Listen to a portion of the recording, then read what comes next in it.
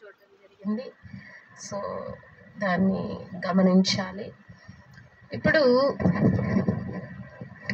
ఈరోజు వాక్యాంశము చాలా అద్భుతమైన అంశము. మరి ఎందుకు అద్భుతమైన అంశము అనంటే, ఇది ఒక చరిత్ర. ఈ చరిత్రను గూర్చి తెలుసుకోవటం అనేది అద్భుతమైన విషయం. ఇప్పటిదాకా మనము ఇది దైవికమైనదే అని చెప్పి చేసేది, ఇప్పుడు ఇది పాపము అని అర్థమవుతుంది మొత్తం విన్నాక. సో ఇది ఎవరు చెప్పరు, గ్రంథాల్లోనూ రచయితల్లోనూ వీటన్నిటిని కప్పి ఉంచేశారు.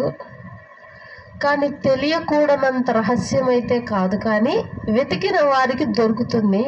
కానీ మనము వీటిని వెతకము. ఎందుకనంటే మనకున్నవి ఇప్పుడు బాగున్నాయి, మనకున్నవి నచ్చినాయి. సరే, నేను ఈ యొక్క మెసేజ్ని విన్నాక కరెక్ట్, ఇది సమాజానికి తెలియాలి, ప్రతి ఒక్కరికి తెలియాలి అనిపించి ఒకరోజు చూద్దాం, ఇదంతా చెప్దామని అనుకుంటే, మా చెల్లి చెప్తూ ఉందనమాట, భస్మ బుధవారం చేయొచ్చా చేయకూడదా. ఇప్పుడు మొన్న స్టార్ట్ అయింది, మొన్న బుధవారం నుంచి భస్మ బుధవారం స్టార్ట్ అయింది. చేయొచ్చా చేయకూడదా అన్న ఆలోచనలో మా చెల్లి ఉంటూ, నాకు పాస్ట్ గారు నాతో మాట్లాడినట్టు అనిపించింది. చెయ్యొచ్చు, ఇవన్నీ పూర్వీకులు పెట్టినవి అన్నారు అని చెప్పింది. సరే, అసలు ఎందుకు పెట్టారో ఏంటో తెలీదు, ఎవరికీ తెలీదు. కానీ దాన్ని చెయ్యొచ్చు అని చెప్పి పాస్టర్స్ వీళ్ళు చెప్తూ ఉంటే, ఇప్పుడిప్పుడే వస్తున్నటువంటి యవ్వనస్తులు కూడా వీటికి లోనయ్యి నిజమే అని అనుకుంటున్నారు. ఇది కరెక్ట్ కాదు అని చెప్పి నేను దీని గురించి వివరించాలి. అసలు భస్మ బుధవారం అంటే ఏంటి అసలు ఎందుకు పెట్టారు ఏంటి అని ఆలోచన చేశాను. సరే, ఇప్పుడు మనం ఒక డేస్లో ఉన్నాం. ఏంటి ఆ డేస్? లెంట్ డేస్, అవునా? శ్రమల దినాలు. ప్రతి ఒక్క చర్చిలో అని చెప్పను, కానీ సగానికి పైగా కొన్ని చర్చెస్లో ఇప్పుడు లెంట్ డేస్ జరుగుతుంది. లెంట్ డేస్ అంటే ఏంటి? రోజు రాత్రిపూట ఉపవాస ప్రార్థన జరిగింది. అంటే రోజు ఉపవాసం ఉండరు, కానీ ఓన్లీ నైట్ మాత్రం ఉపవాసం ఉంటారు. అంటే మార్నింగ్ తింటారు, మధ్యాహ్నం తింటారు, రాత్రికి ఉపవాసం ఉండి ప్రేయర్కి వెళ్తారు. ప్రేయర్ అయిపోయిద్ది, తినేవాళ్ళు ప్రేయర్ అయ్యాక కూడా తింటారు. అలా కూడా అనుకుంటారంట, ప్రార్థన అయిపోగానే నేను అన్నం తింటానని. సో అలా అనుకునే వాళ్ళు కూడా ఉంటారంట. అలా కూడా తింటారు, లేదా ఆ రాత్రిపూట మొత్తం మానేసి మరలా పొద్దున్నే మార్నింగ్ టిఫిన్ కంటూ తీసుకుంటారు. సో ఈ విధంగా ఇప్పుడు చేస్తూ ఉన్నారు ఆల్రెడీ. ఇప్పుడు ఈ లెంట్ డేస్ ఎన్ని రోజులు ఉంటుంది అని అంటే 40 రోజులు. ఈ 40 రోజులు లెంట్ డేస్ అయిపోయినాక వారం ఆగాక ఈస్టర్ వచ్చింది. సరే, ఈ లెంట్ డేస్ ఎవరు పెట్టారు? కనీసం బైబిల్లో ఉందా ఈ లెంట్ డేస్ అంటే లేదు. శ్రమల దినాలు అని ఉందా, పాటించాలని ఉందా బైబిల్లో అంటే లేదు. ఎవరైనా పాటించారా అంటే లేదు. సరే, పాటించమని దేవుడు ఏమన్నా చెప్పాడా అంటే లేదు. కనీసం ఉపమాన రూపంలో ఏమన్నా చెప్పాడా అంటే లేదు. మరి లెంట్ డేస్ ఎలా వచ్చాయి? భస్మ బుధవారం ఎలా వచ్చింది? భస్మ బుధవారం అంటే ఏంటో తెలుసా? Ash Wednesday. యాష్ అంటే ఏంటి? బూడిద బుధవారం. ఆ రోజు చక్కగా బూడిద తీసుకొని సిలువ వేసుకుంటారు ఇక్కడ. సో అసలు ఈ బుధవారం ఎక్కడి నుంచి వచ్చింది? ఎవరు బూడిదని తీసుకొని అట్లా రాసుకుంటున్నారు ఏంటి అని చరిత్ర ప్రకారం మనం చూసినట్లయితే, బైబిల్లో చరిత్ర గురించి ఇంతే ఉంది. భస్మ బుధవారం, లెంట్ డేస్ గురించి. ఈ మిగతా చరిత్ర అంతా కొంతమంది ఆథర్స్ రాశారు.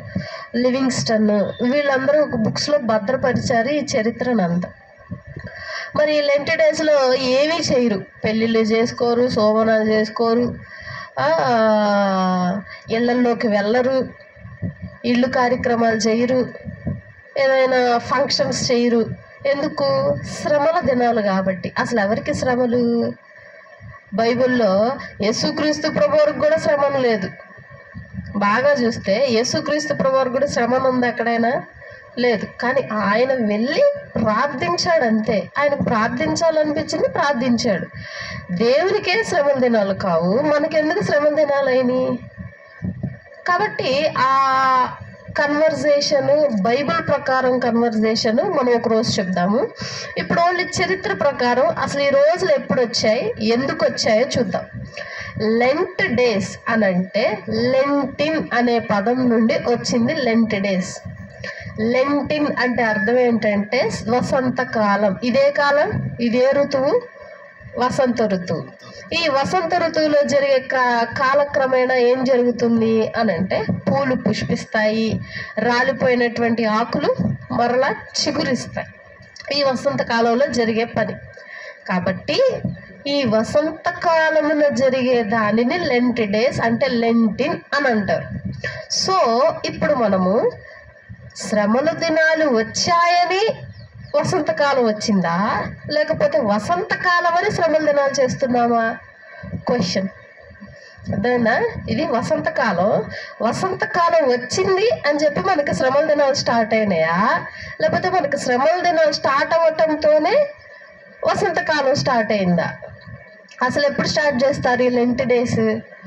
ఫిబ్రవరి లాస్ట్, మార్చ్ ఫస్ట్, అంతేనా? ఫిబ్రవరి ఎండింగ్కి మార్చి నెల స్టార్టింగ్లో ఒక డేట్ తీసుకొని పెట్టుకుంటారు. అసలు ఎలా, ఎప్పటి నుండి ఈ బుధవారం స్టార్ట్ చేస్తారనంటే ఈస్టర్ నుండి వారం రోజులు వదిలేసి వెనక్కి 40 రోజులు లెక్కేస్తారు. అంటే 6 వారాలు. ఈ 6 వారాలు లెంట్ డేస్, మిగతా వారం మధ్యలో వదిలేస్తారు. ఇప్పుడు ఏంటంటే ఇప్పుడు ఈస్టర్ వారం అంతా వదిలేస్తారు, గుడ్ ఫ్రైడే, ఈస్టర్ వారం.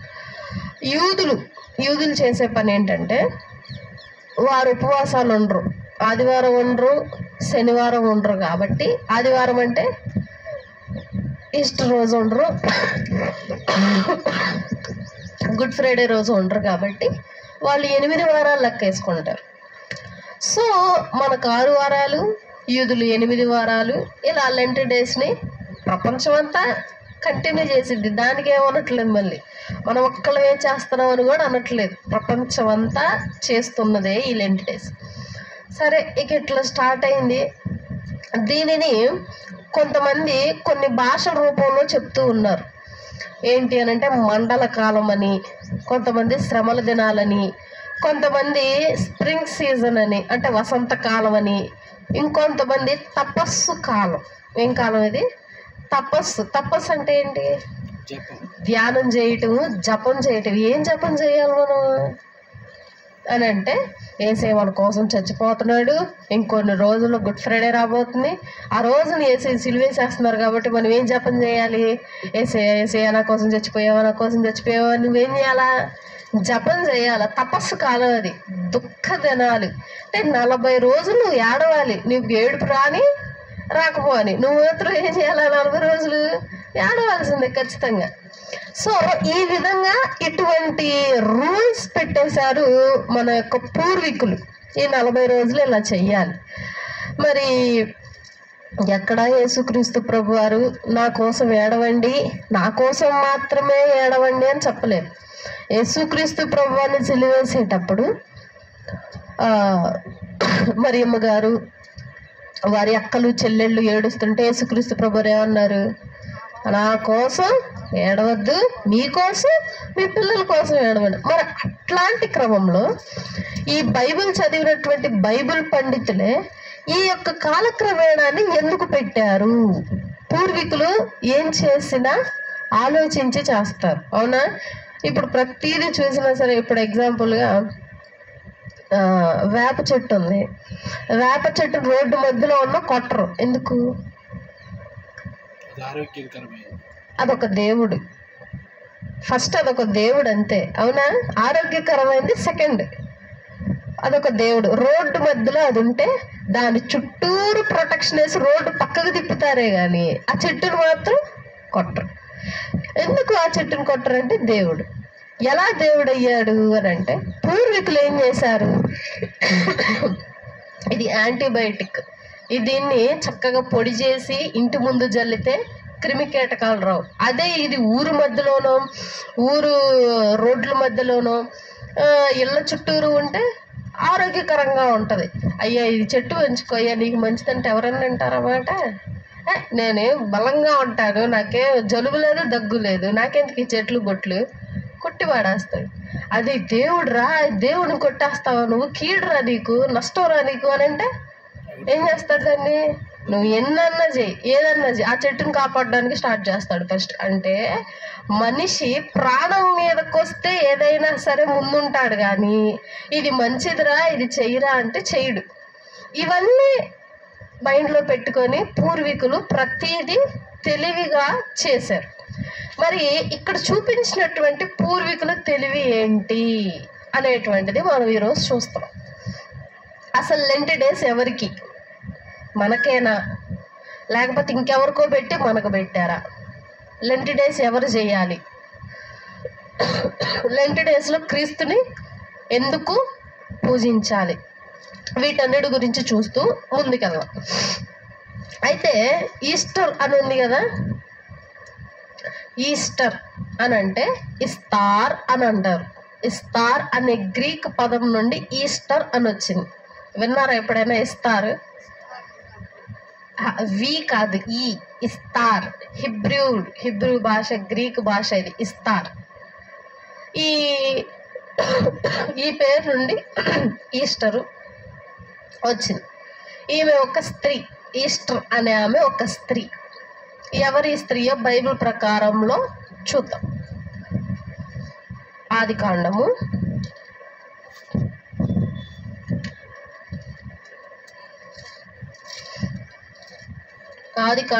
10వ అధ్యాయము 8వ వచనము నుండి గమనిద్దాం. ఆదికాండము 10:8. కూషు నిమ్రోదును కనెను, అతడు భూమి మీద పరాక్రమశాలి అయి ఉండుటకు ఆరంభించెను. అతడు యెహోవా ఎదుట పరాక్రమము గల వేటగాడు. చాలు. ఇక్కడ ఒక వ్యక్తిని గురించి మనం గమనిస్తున్నాం. ఎవరు అనంటే నిమ్రోదు. ఈ నిమ్రోదును కనింది ఎవరు అనంటే తండ్రి పేరు కూషు. కూషు నిమ్రోదును కనెను. ఈ నిమ్రోదు ప్రపంచంలో మొట్టమొదటి వేటగాడు. వేటగాడు చేసే పనులేంటి? జంతువులను వేటాడటం, తీసుకొచ్చి ఇంట్లో ఇవ్వటం, భోజనం చేయటం. ఈ వేటగాడు మనకి ఇంకొక చోట గుర్తొస్తారు. ఎవరు? ఏసేవు గారు. వేట. సో ఈ వేటగాళ్ళందరికీ మూల పురుషుడు ఎవరు? నిమ్రోదు గారు. ఈ నిమ్రోదు గారు వేటగాడు, పరాక్రమము గల బలాఢ్యుడు. ఇప్పుడు నేనున్నాను, నేను వేటగత్తెను, పరాక్రమము గల బలము కలిగిందని. ఎంతవరకు ఉంటుంది ఆ బలం? దేవుని ముందు కూడా ఉంటుందా? దేవుని ముందు కూడా చూపించగలను అంత బలాన్ని నేను? లేదు. నాకంటే బలవంతులు ఉంటారుగా ప్రపంచంలో. కాబట్టి ఈయన ఏ విధంగా తన గురించి చెప్పుకుంటున్నాడో చూడండి. తర్వాత కాబట్టి 9వ వచనం. అతడు యెహోవా ఎదుట పరాక్రమ గల వేటగాడు, కాబట్టి యెహోవా ఎదుట పరాక్రమ గల వేటగాడైన నిమ్రోదు వలె అను లోకయోక్తి కలదు. కాబట్టి యెహోవా ఎదుట పరాక్రమము గల వేటగాడైన నిమ్రోదు వలె అను లోకోక్తి కలదు. లోకోక్తి అంటే సామెత. ఏంటా సామెత అనంటే దేవుని ఎదుటే పరాక్రమము గల బలాఢ్యుడు అని అనిపించుకున్నాడంట. అంటే ఎగ్జాంపుల్గా బలం అంటే నిమ్రోద్దే, నిమ్రోద్ అంటే బలం కలిగిన వాడే. అంటే అదొక సామెతలాగా పుట్టించేశాడంట అప్పట్లో. ఎవరి ముందు ఈ బలాన్ని చూపిస్తున్నాడు అంటే యెహోవా ఎదుటే చూపిస్తున్నాడు. దేవునికి ఎట్లా ఉంటది? చూస్తున్నాడు, సైలెంట్గా చూస్తున్నాడు. ఇది ఎప్పుడు జరిగింది? ఈ కాలం ఎప్పుడుది అంటే నోవాహు జలప్రళయం తర్వాత జరిగినటువంటి స్థితులు, సంగతులు ఇవి. ఇప్పుడు ఒకసారి మ్యాప్ చూద్దాం. వెనక్కి తిప్పి, బైబిల్ ఉంది కదా, ఇలా వెనక్కి తిప్పితే ఫస్ట్ మ్యాప్ ఉంటుంది. చూడండి ఒకసారి. బైబిల్ తిప్పితే ఫస్ట్ మ్యాప్ ఇవ్వండి.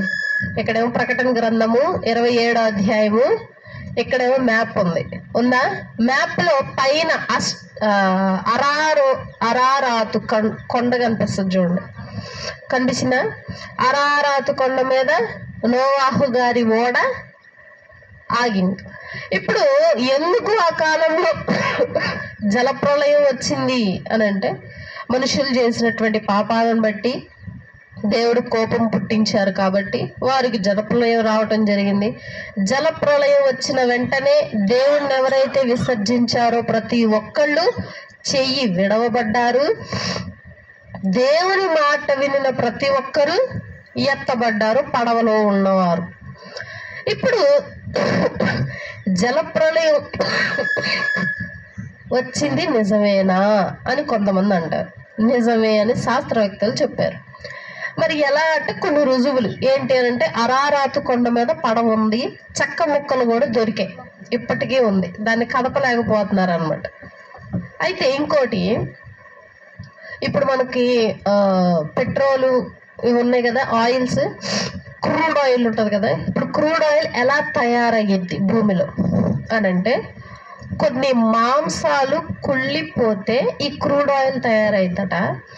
ఈ క్రూడ్ ఆయిల్ తయారయ్యాక దానిలో నుండి పెట్రోలు, డీజిల్ వీటన్నిటిని తీసుకొని మనం వాడుకుంటున్నాం. ఆ మాంసాలు ఎక్కడి నుంచి వచ్చాయి? అప్పుడు చనిపోయినవి భూమిలో పాతి పెట్టబడి అవన్నీ కుళ్ళిపోయి మాంసం అంతా ఒక క్రూడ్ ఆయిల్గా, ఒక పదార్థంగా, ద్రవ పదార్థంగా తయారయ్యి ఇప్పుడు ఇలా రావటం జరిగింది. సో ప్రతిదీ సైంటిస్టులు గమనించి బైబిల్ సత్యమైంది అని చెప్పి తెలియచేయటం జరిగింది. సరే, అరారాతు కొండ పైన ఓడ ఆగింది. వారు కొండ మీద తమ జీవనాన్ని సాగించలేరు కాబట్టి వారు కిందకి దిగారు, అంతేనా? రాతి నేలలో మానవుడు మనుగడ సాగదు కాబట్టి కిందకి దిగితే అలా కిందకి వస్తూ ఉంటే రెండు నదులు కనిపిస్తాయి చూడండి. బబులోను అని కనిపిస్తుంది కింద. కొంచెం కిందకు వస్తే బబులోను అని కనిపించిందా? దాని పక్కన డాట్. ఆ బబులోను అనేటువంటి ఆ ప్రాంతంలో నోవాహు గారు, వారి పిల్లలు, వారి జనాంగము ఎదగటం మొదలు పెట్టారు ఆ ప్రాంతంలో.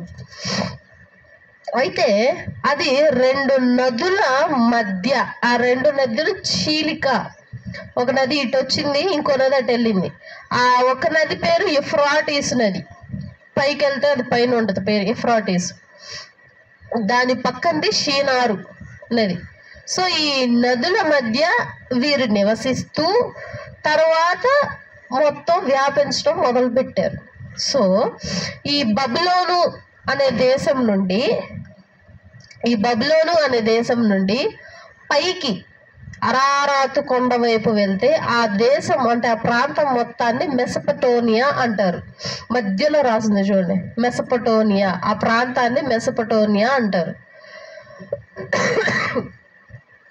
ఈ నదీ తీరంలో బబులోను అనే పట్టణాన్ని కట్టారు. పట్టణంలో బబులోను అనే గోపురాన్ని కట్టారు. ఇప్పుడు వీరందరినీ పరిపాలించింది ఎవరో చూద్దాం. మళ్ళీ ఇప్పుడు ఆ వచనంలోకి రండి. ఆదికాండము 10వ అధ్యాయము, ఆదికాండము 10:11 నుంచి చూద్దాం.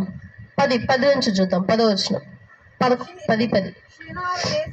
షీనారు దేశంలోని బాబేలు, ఎరేకు, అక్కదు, కల్నే అను పట్టణములు అతని రాజ్యమునకు మొదలు. చూసారా, బబులోను కింద షీనారు ఉంది, దాని పక్కన ఉంటాయి ఇవన్నీ అక్కదు, ఎరేకు. మ్యాప్ లో ఈ పట్టణాలన్నీ తాను ఏలుబడిలో ఫస్ట్ స్టార్టింగ్, అంటే అక్కడ మనుగడ అక్కడ నుంచే స్టార్ట్ అయింది. అక్కడ నుండి ప్రపంచం మొత్తం వ్యాపించడం మొదలైంది. తర్వాత ఆ దేశంలో నుండి అష్షూరునకు బయలుదేరి వెళ్ళి నివేనను, రహోబోతీయులను, కాలాహును, నీవేను కాలాహుకును మధ్యన ఒక్క నిమిషం ఏనుగును కట్టించెను. 11 చూద్దాం. ఇక్కడ నుండి వేరే వేరే ప్రాంతాలకు ఎలా వెళ్ళారు, ఏం కట్టారు అన్నది ఉంటుంది. 11 నుండి చూస్తే 11 ఫస్ట్ నుండి 11వ అధ్యాయం మొదటి వచనం. 11 ఆది కాండము 11వ అధ్యాయము మొదటి వచనం. భూమి అన్నంతటా ఒక్క భాషయు ఒక్క పలుకును ఉండెను.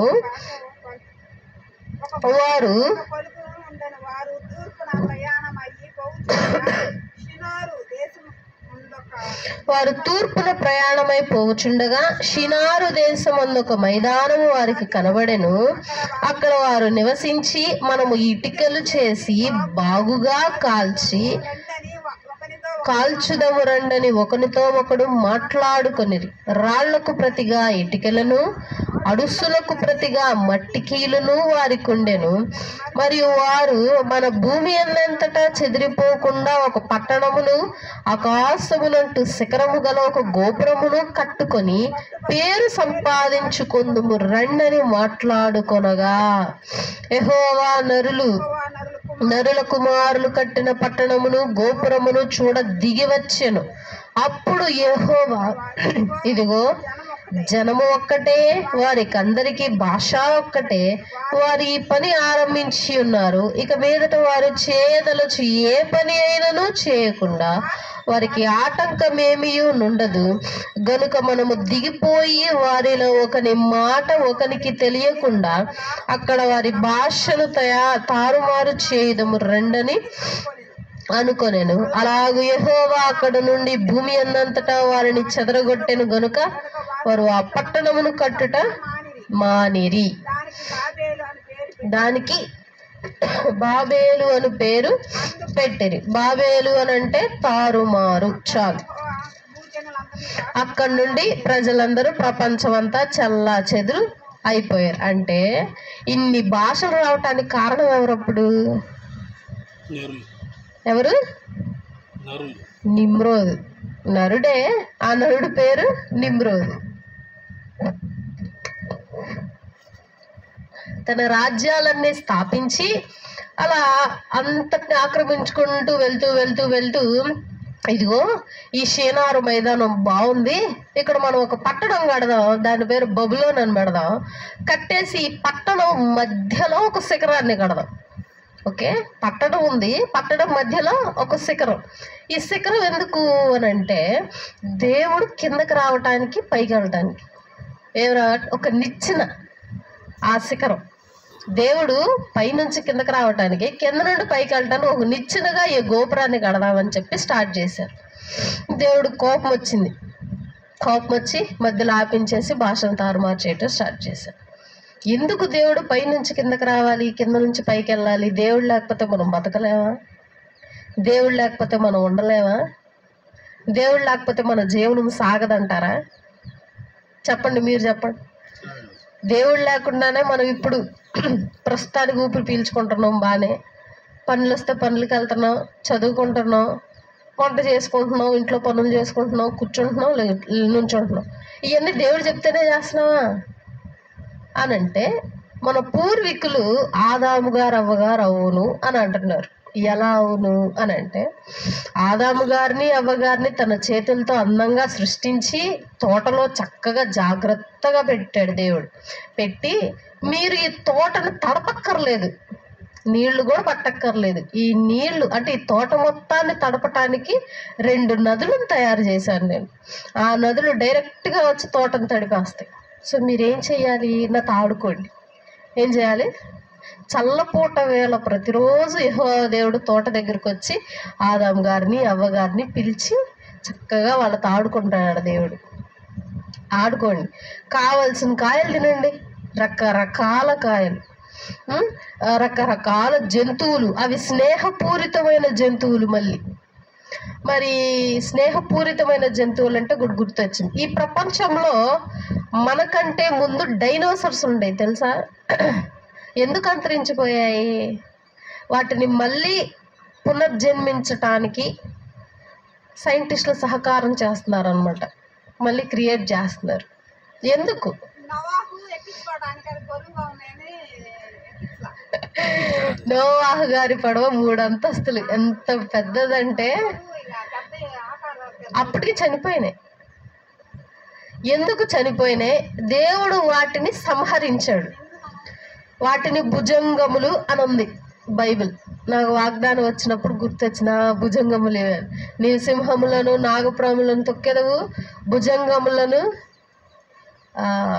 అణగదొక్కెదవు అని వస్తుంది. భుజంగములు అనంటే డైనోసర్స్. ఈ డైనోసర్స్ని దేవుడు ఎందుకు చంపాడు? బైబిల్లో 4-5 సార్లు వస్తుంది భుజంగాల గురించి. దేవుడు భుజంగములను సంహరించెను అని అంటాడు దేవుడు. జంతువులను అంత ప్రేమగా తయారు చేసి భుజంగములను దేవుడే ఎందుకు సంహరించాడు? మానవ మనుగడకి నష్టం వస్తుంది. అంటే దేవుడి మాట వినాలి అవి. అంటే ఇప్పుడు నేను విన్నాను, మా నాన్న మాట కూడా నేను అడగపోతాను. ఇప్పుడు మా నాన్న మాట నేను వినను, పిల్లలు వినరు అంటే కనుక్కొని ఉంటాడు కదా మా నాన్న. మరి ఎందుకు తయారు చేశాడు? దేవుడే తయారు చేసి దేవుడే చంపేశాడు. ఎందుకు అని అంటే, ప్రపంచంలో ప్రతి పురుగు, ప్రతి పక్షి, ప్రతి చెట్టుతో సహా, ప్రతి ప్రకృతితో సహా మనిషి మాట వింటాయి. ప్రతీది గాలితో సహా మనిషి మాట వింటాయి, నీరుతో సహా మనిషి మాట వింటాయి.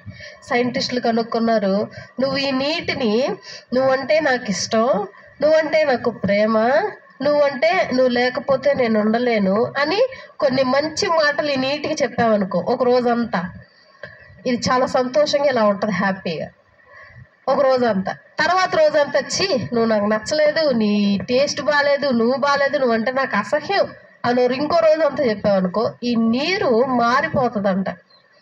దాని కలర్ మారుతుంది, దాని టేస్ట్ మారుతుంది. అంటే నీటికి ఫీలింగ్స్ ఉన్నాయి, అది బాధపడిద్ది, ఇది కోపం వచ్చింది దీనికి కూడా. దీనికి ఎవరు ఏం మాట్లాడారో కూడా గుర్తుంటుంది. అది నీటికి ఉన్న గొప్ప గుణం. కాబట్టి నీటికి, గాలికి, చెట్టుకి, పుట్టకి, చెట్లకు కూడా మన మాటలు వింటూనే ఉంటాయి. కాబట్టి ప్రతీది ప్రపంచంలో సింహాలు కానీ, ఏనుగులు కానీ, ఎలుగుబంట్లు కానీ, క్రూరమైన జంతువులు కానీ, జిగుప్సాకరమైన పురుగులతో సహా ప్రతీది మానవుడు మాట వినాలని పురుగుల్ని వీటన్నిటిని చేస్తే, ఈ భుజంగములను మాత్రం లోపరుచుకోలేడట మానవుడు. ఈ భుజంగములను లోపరుచుకోవటం అసాధ్యం ఒక మానవుడు, అది ఓన్లీ దేవుడు మాత్రమే చెయ్యగలడు. కాబట్టి ఇప్పుడు కానీ ఉన్నాయనుకో, ఊరు మీద పడి అందరినీ చంపుకుంటా పోతాయి. కాబట్టి దేవుడే వాటిని మన కోసము తీసివేశాడు భుజంగాలను. సరే, అది బైబిల్లో కూడా ఉంటుంది, అదొక రోజు టాపిక్గా చెప్పుకుందాం. అయితే ప్రపంచంలో ఉన్నటువంటి ప్రతి ఒక్కటిని దేవుడు, ప్రపంచంలో ఉన్న ప్రతి ఒక్కరి భాషలను దేవుడు తారుమారు చేశాడు. సరే, తారుమారు ఎందుకు చేశాడయ్యా అని అంటే, నిమ్రోదు రండి ఈ పట్టణం బాగుంది, పట్టణం పెద్ద గోపురాన్ని కట్టుకొని దేవుడికి మనకి ఒక నిచ్చెన వేసేసే, ఈ గోపురం నిచ్చెనగా ఉండిద్ది, చక్కగా ఐక్యతగా ఉందాము అని అంటే, ఎందుకు అని అంటే, ఆదాము గారు అవ్వగారు పాపం చేయకుండా హ్యాపీగా ఉన్న రోజులు వారికి గుర్తొచ్చాయి. ఎప్పుడు గుర్తొచ్చాయి? తోట వదిలి వచ్చిన వెంటనే వారికి గుర్తొచ్చింది. తోటలో ఉన్నప్పుడు చక్కగా ఏ కాయ కష్టం చెయ్యక్కర్లేదు, చెట్టుకి ఆలాడుతూ ఉన్న పండు కోసుకొని తినేసి హ్యాపీగా పడుకోవచ్చు. అవ్వగారు కూడా ఏమీ లేదు, ఏ కనిపిస్తే అవి కోసుకొని తింటాం, చక్కగా ఫ్రెండ్స్ని పిలుచుకొని ఆడుకోవటం, దాహం వేస్తే నీళ్లు తాగటం, హ్యాపీగా ఉంటుంది. వీళ్ళు తోట దాటి బయటకు వచ్చారు, పాపం చేసిన వెంటనే పారబట్టుకొని వెళ్ళాలి, భూమిని సాగు చేయాలి, భూమి మీద ముళ్ళు గుచ్చుకుంటున్నాయి కాళ్ళకి, వాటిని తీసి పక్కన వేయాలి, నీళ్లు పట్టాల, ఎక్కడో దూరాన ఉంటాయి చెరువులు, ఆ చెరువుల్లో నుండి నీళ్లు మోసుకొచ్చుకోవాలి, ఈ మొక్కలు పెరిగే దాకా ఉండాలి, ఈ మొక్కలు పెరిగాక వీటికి కాయలు రావాలి, వీటి కాయలు రాగానే పురుగు పట్టేస్తాం, అంతే కదా మరి, పురుగు పట్టేస్తాం. అరే చెప్పి ఏదో ఒక మందు తీసుకొచ్చి జల్లాం, ఇక 2 రోజుల్లో పంట వచ్చేస్తున్నాను కానీ వర్షం వచ్చేది, వరద వచ్చేది, కొట్టుకుపోదు. ఎంత కష్టపడి ఏంద్రా నాకు ఈ బాధ అని అనుకుంటుంటే, ఇప్పుడు అవ్వ దగ్గరికి వెళ్తే మళ్ళీ అవ్వగారు ఏం చేస్తారు, ఇల్లు ఊడవాలి, ఇంట్లో అన్ని సర్దుకోవాలి, ఇంట్లో అన్ని చక్కగా అలికించుకోవాలి, పొద్దున పూట లేచి అన్నం వండాలి, కూర వండాలి, మళ్ళీ మధ్యాహ్నం రాత్రి భర్త కష్టపడి వచ్చేస్తాడు. నేను ఎక్కడికో చోటుకెళ్ళి కనీసం పళ్ళని నేర్కొని రావాలి తింటాను. చక్కగా బట్టలు ఉంటే బట్టలు కుట్టుకుంటా ఉండాలి, చిరిగిపోయినాయి, పిల్లలు కనాలి, పిల్లల్ని చూసుకోవాలి, మళ్ళీ ఒకడు ఎడుతూ ఉంటాడు, ఇంకోటి ఎడుతూ ఉంటాడు, ఎవరిని సముదాయించుకోవాలి. ఇన్ని బాధలు వాళ్ళకి ఎప్పుడు అర్థమైనాయి? తోట దాటి బయటకు వచ్చాక అర్థమైంది ఇన్ని బాధలు. అప్పుడు అర్థమైంది వారికి, అర్రే మనం ఏదో తెలిసి తెలియక ఆ పండుని తిని చాలా పెద్ద పాపం చేసాం. కాబట్టి మనం దేవునితో ఉంటేనే కరెక్టే, దేవునితో నడిస్తేనే కరెక్ట్, దేవుడు మనతో ఉంటేనే మనం బాగుంటాం, దేవుడు మనతో ఉంటేనే మనం సుఖంగా బ్రతుకుతాం, దేవుడు మనతో ఉంటే మనకు కావాల్సిన ప్రతిదీ ఇస్తాడు. కాబట్టి మనం ఏం చేయాలి? ఇప్పుడు దేవుడు మన మీద అలిగాడు, అంతే కదా. చెయ్యొద్దన్న పైన చేస్తే మనం కూడా అలుగుతాం ఎదుటోళ్ళ మీద. నా మాట లేదు, నేను మాట్లాడను, నేను అలిగానని చెప్పి దూరంగా వెళ్ళిపోతాం. అట్లాగే దేవుడు కూడా ఎవరి మీద అలిగాడు? ఆదాము గారి మీద, అవ్వగారి మీద అలిగాడు. సో ఇప్పుడు అలుగుడు తీర్చాలి మానవుడు, తీర్చి దేవుని దగ్గరకు చేసుకోవాలి, మచ్చిక చేసుకోవాలి, క్షమాపణ చెప్పి దేవుని దగ్గరికి నువ్వు వెళ్ళాలి, దేవుడిని నీ దగ్గరికి తెచ్చుకోవాలి. ఏంటి ఆ పద్ధతి అని అంటే, ఇప్పుడు నేను ఉన్నాను ఎగ్జాంపుల్గా, ఇప్పుడు మీకు నాకు గొడవ అయింది, ఇప్పుడు మీరు రావట్లేదు అసలు చర్చికి, రాగా మీరు ఇంట్లోనే ఉంటున్నారు. ఇప్పుడు నేను మిమ్మల్ని చర్చికి రమ్మని చెప్పాలా? సరే ఏం చేయాలి అని అంటే, ఆ రోజు చర్చ్లో ఫంక్షను ఏదన్నా పెద్ద ప్రోగ్రాము పెట్టుకున్నాం. అప్పుడు నేను ఏం చేస్తాను, అమ్మ ఈరోజు చర్చిలో ఫంక్షన్ ఉంది, తప్పకుండా రావాలమ్మా అంట. వచ్చారు, చక్కగా కూర్చున్నారు, భోజనం చేస్తున్నారు, కూర్చొని మాట్లాడతా. అమ్మ ఏం మనసులో పెట్టుకోవద్దమ్మా, ఇక నుండి చర్చికి వచ్చాయమ్మ, పొద్దున్నే చక్కగా పెందలాడే చర్చికి వచ్చేసాయమ్మా అంట. చక్కగా అక్కడ ఎలా నువ్వు కలిసిపోయావు అని అంటే, ఆహారం పెట్టడం మూలంగానో, ఆహారం అదే ఏదైనా ఇవ్వటం మూలంగానో, అంటే నీకు ఇష్టమైన గిఫ్ట్ ఏదన్నా ఇవ్వటం మూలంగానో, లేదు అని అంటే నేను నీకు మనవి చేయటం మూలంగానో నువ్వు కూల్ అయ్యావు. ఇప్పుడు నేను ఉన్నాను ఎగ్జాంపుల్గా, అమ్మ తప్పు నాదే అమ్మ, నాకు క్షమించమ్మా, నేను ఏదో తప్పు అట్లా ఏదో నోటుకొచ్చింది అనేసి క్షమించమ్మా, రా అమ్మ చర్చికి. దీన్ని ఏమంటారు? మనవి చేయటం అంటారు. ఇంకో పద్ధతి ఏంటి? ఒక మనిషిని దగ్గర తెచ్చుకోవటానికి భోజన పదార్థాలు ఇవ్వటము, భోజనానికి ఇంటికి పిలిచి భోజనం పెట్టటము, లేదు అని అంటే వాళ్ళకి ఇష్టమైన వస్తువు ఏమైనా తీసుకెళ్ళి వాళ్ళకి ఇస్తే కొంచెం మనశ్శాంతిగా, పోనీలే వాళ్ళే వచ్చారుగా, వెళ్దాం లేక నుండి చర్చికి. అంటే మానవుడి తెలివితేటలు ఇవి, దేవుడి తెలివితేటలు కాదు, మానవుడి స్వతహాగా సంపాదించుకున్న తెలివితేటలు బట్టి కయ్యను గారు, హేబేలు గారు ఫస్ట్ స్టార్ట్ చేశారు. ఏం స్టార్ట్ చేశారు? బలి అర్పించడం స్టార్ట్ చేశారు. దేవుడు అడిగాడు ఎక్కడైనా? అసలు మాట్లాడలేదు, నోరు మూసుకొని అవ్వగారు ఆదాము గారు కష్టపడుతుంటే చూస్తా కూర్చున్నాడే కానీ మాట మాత్రం మాట్లాడలేదు. ఇక తర్వాత కయ్యను గారు, హేబేలు గారు చక్కగా బలులు అర్పేయటం. కయ్యను గారే ఏముందిలే ఏదో ఒకటి అర్పిద్దాం, కుళ్ళిపోయిన తీసుకొచ్చి అర్పించడం, దేవుడు కోపం రావటం. ఇక తర్వాత జరిగింది అది. అలా బలు నేర్పించుకుంటూ కొనసాగిస్తూ కొంతకాలం తర్వాత ఇంకో ప్రక్రియ మొదలు పెట్టారు. ఆ ప్రక్రియ చూద్దామా? ఆదికాండము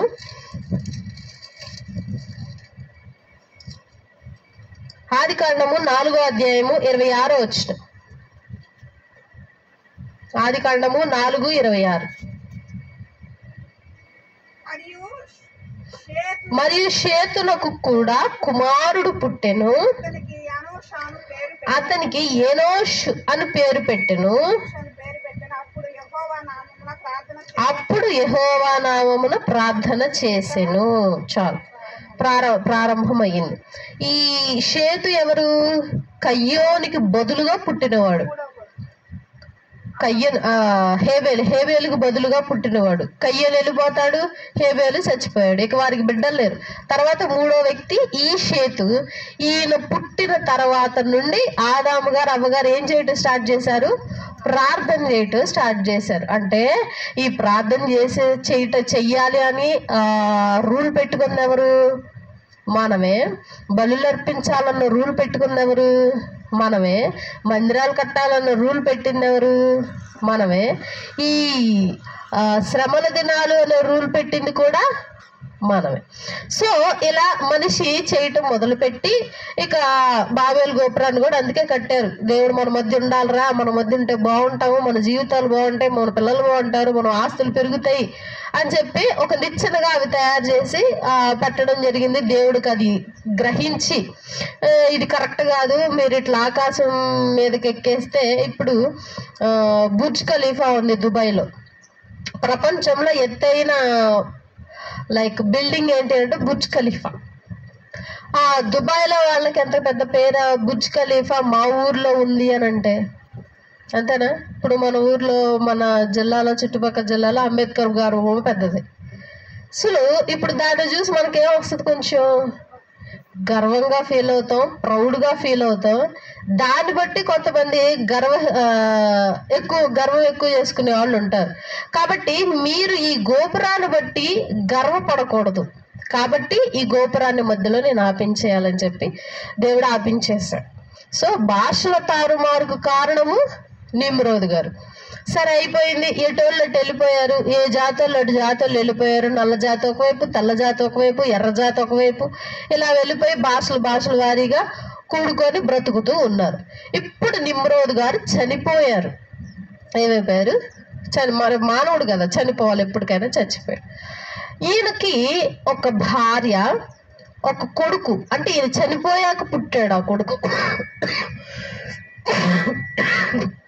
ఈయన చనిపోయాక ఆ కొడుకు పుట్టాడు. అంటే ఆయన కడుపులో ఉండగా ఆయన చనిపోయాడు. ఆయన పేరు నిమ్రోదు, భార్య పేరు అష్టారోతు. బైబిల్లో ఇజ్రాయేలీలు ఎక్కువగా కొలిచేది ఎవరిని? అష్టారోతు. అష్టారోతు దేవత బయలు దేవత. బయలు దేవతను ఎక్కడ చూడొచ్చు మనము? ఎలీషా గారా ఆకాశం మీద నుండి అగ్నిని రప్పిస్తాడు ప్రవక్త ఏలియా గారు. నాకు ఈ రెండు పేర్లు చాలా కన్ఫ్యూజన్ ఎక్కువ. ఏలియా గారు ఆకాశం మీద నుండి అగ్ని రప్పిస్తానని చెప్పి బలిపీఠం అంతా తడిపించేసి చేపిస్తాడు. ముందేమో మీ బయలు దేవతను పిలవండి అని అంటాడు. బయలారా నిద్రపోతున్నారా అని అంటాడు. సో ఈ బయలు, ఈ అష్టారోతు, మనం చేసుకునేటువంటి ఈస్టరు, ఈ నిమ్రోద్ గారి భార్య, ఈ మొత్తము ఒక స్త్రీయే. ఎలా అవుతుంది ఈ యొక్క స్త్రీ? ఈమెకి కొన్ని పేర్లు ఉన్నాయి. ఫస్ట్ ఆ పేర్లు చదువుతాను చూడండి. ఈమెకుండే పేర్లు ఇస్తార్ అనే పదం నుండి ఈస్టర్ వచ్చింది. ఇస్తార్ అనే పదాన్ని ఎవరు ఎక్కువగా వాడతారంటే గ్రీకులు వాడతారు. గ్రీకు ప్రదేశంలో ఈ అష్టారోతు దేవతని ఇస్తార్ అంటారు. అదే రోమన్ ప్రదేశంలో అయితే పోర్చునా అంటారు. పోర్చునా విన్నారా ఈ పేరు ఎప్పుడైనా? పోర్చునా కార్లు ఉన్నాయి, పోర్చునా కార్స్, జూపిటర్, పోర్చునా. ఒక దీవిలో పౌలు గారికి పేరు పెడతారు, జూపిటర్ అని పెడతారు. ఆ జూపిటర్ దేవత పేరు. సో అక్కడ వాళ్ళు ఆ దేవత పేరు ఆయనకి పెడతారు, జూపిటర్. సో ఎక్కువ శాతం మంది దేవీ దేవతల పేర్లు కార్లకి బళ్ళకి పెడతారంట. తర్వాత అసూరియులేమో అష్టారోతు అని, ఈజిప్ట్ వాళ్ళేమో ఐసిస్ అంటారు. నేనైతే ఇది విన్న ఐసిస్ పదం, ఐసిస్ దేవత అంటారు ఆమెని. సో ఈ ఒక్కొక్క ప్రాంతంలో ఒక్కొక్క పేరుగా పిలువబడ్డ ఈమె నిమ్రోదు భార్య అష్టారోతు. బైబిల్లో కూడా ఆమె పేరు ఉంది, అష్టారోతు అని. ఈమె ఆకాశపు దేవత, ఆకాశపు రాణి ఈమె. నిమ్రోదేమో సూర్యదేవుడు, అష్టారోతేమో ఆకాశం మొత్తానికి అధిపతి. అంటే నక్షత్రాల సమూహము అని అర్థం అష్టారోతు అనే పేరుకు అర్థం. సో మనకు జాతకాలు చూస్తారు కదా, గ్రహాలు ఇటెల్ని అటెల్ని ఈమెను బట్టి చెప్తారు. ఆ జాతకాలకు మూల ఆధారము ఈ అష్టారోతు. ఈమె గర్భవతి అయి ఉంది, ఒక బిడ్డను కననయ్యి ఉంది. ఆ బిడ్డను కనింది. ఆ బిడ్డకి తమ్మూజ్ అని పేరు పెట్టింది. ఆయన పేరేంటి?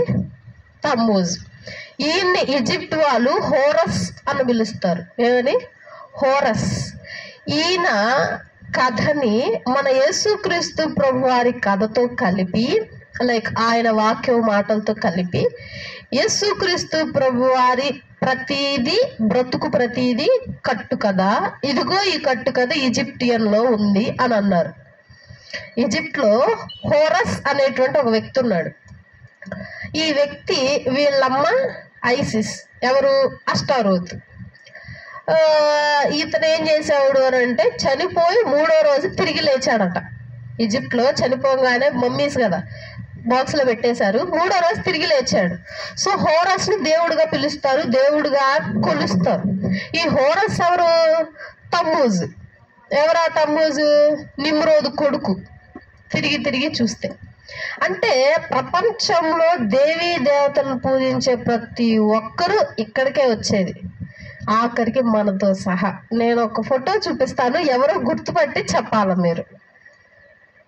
వాళ్ళిద్దరు ఎవరు ఏంటి అని కనిపిస్తుందా? ఎవరు?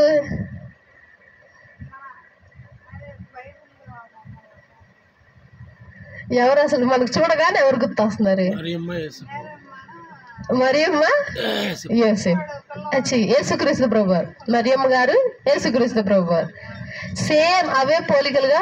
కిరీటం మారితే మారిందిలేండి, కిరీటమో చేతిలో దండో మారితే మొహ కవలికలు గమనించారా? ముక్కు, మూతి, చెవులు, ఆ కళ్ళు, ఆ చేతులు చూసారా? ఫస్ట్ చేతులు. అప్పుడప్పుడు మరియమ్మ గారు కూడా పెడతారు అట్లా చేతులు, ఎట్ట పెడతారు చేతులు. సేమ్ డిట్టో దిగల. ప్రతి చోట ఇదే విగ్రహం, ఎక్కడ చూసినా ఇదే విగ్రహం. నిజమైన మరియమ్మ తల్లి అని చెప్పి మనం ఏం చేస్తున్నాం? ఇళ్లలో పెట్టుకుంటున్నాం, ఫోన్లలో పెట్టుకుంటున్నాం, తీసుకొచ్చి దాన్ని బొమ్మలుగా తయారు చేసి మెళ్ళలో తగిలిస్తున్నాం. అసలు ఎవరు వాళ్ళు? అష్టారోతు, తమ్మూజు వాళ్ళు. ఈమె పేరు అష్టారోతు, తను తమ్మూజు బిడ్డ. మనం వీరిని ఏమని నమ్ముతున్నాం? యేసుక్రీస్తు ప్రభువారు, మరియమ్మ గారు. అసలు చాలా దారుణమైన విషయం అనమాట ఇది. ఇది ఎవరు చెప్పరు, మళ్ళీ ఎవరు మాట్లాడరు దీని గురించి అసలు. సో ఇలా ఈమెని పూజిస్తూ ఉండేవారు. సరే, ఇక ఏమైంది? తమ్మూజు కూడా ఒక రోజు చనిపోయాడు. మరి మనిషి చచ్చిపోయే రోజు వచ్చింది, చచ్చిపోయాడు. ఈమె ముసలిది అయిపోయింది, పండు ముసలిది. ఏమో చచ్చిపోయాడు, టైం వచ్చేసింది. ఈమంటది తమ్మూజు లవ్ గాడ్, ప్రేమ దేవుడు అనమాట. అంటే ఎక్కువగా స్త్రీలు ఆకర్షితులు అవుతారు తనకి, అంటే అంత అందగాడు, బాగుంటాడని. ఇంకా తమ్మూజు చనిపోయిన వెంటనే అందరూ ఏడుస్తూ ఉంటే ఈ అష్టారోత్ అంటది, నేను పాతాళానికి వెళ్ళి తనను తీసుకొస్తాను. ఇప్పుడు ఎక్కడున్నాడు దేవుడు? పాతాళంలో ఉన్నాడు దేవుడు. ఇప్పుడు ఈ పాతాళంలో ఉన్న దేవుణ్ణి నేను వెళ్ళి తీసుకొస్తాను. కాబట్టి మీరు అప్పుడు దాకా ఏం చేయాలి? ప్రార్థన చేయాలి, జపమాలను పట్టుకోండి, తపస్సు చెయ్యండి, ఏడవండి, రోధించండి. ఎన్ని రోజులు రోధించాలి? 40 రోజులు రోధించండి. 40 రోజులు ఏడవండి పడి. ఎవరికి మాటలు చెప్తుంది?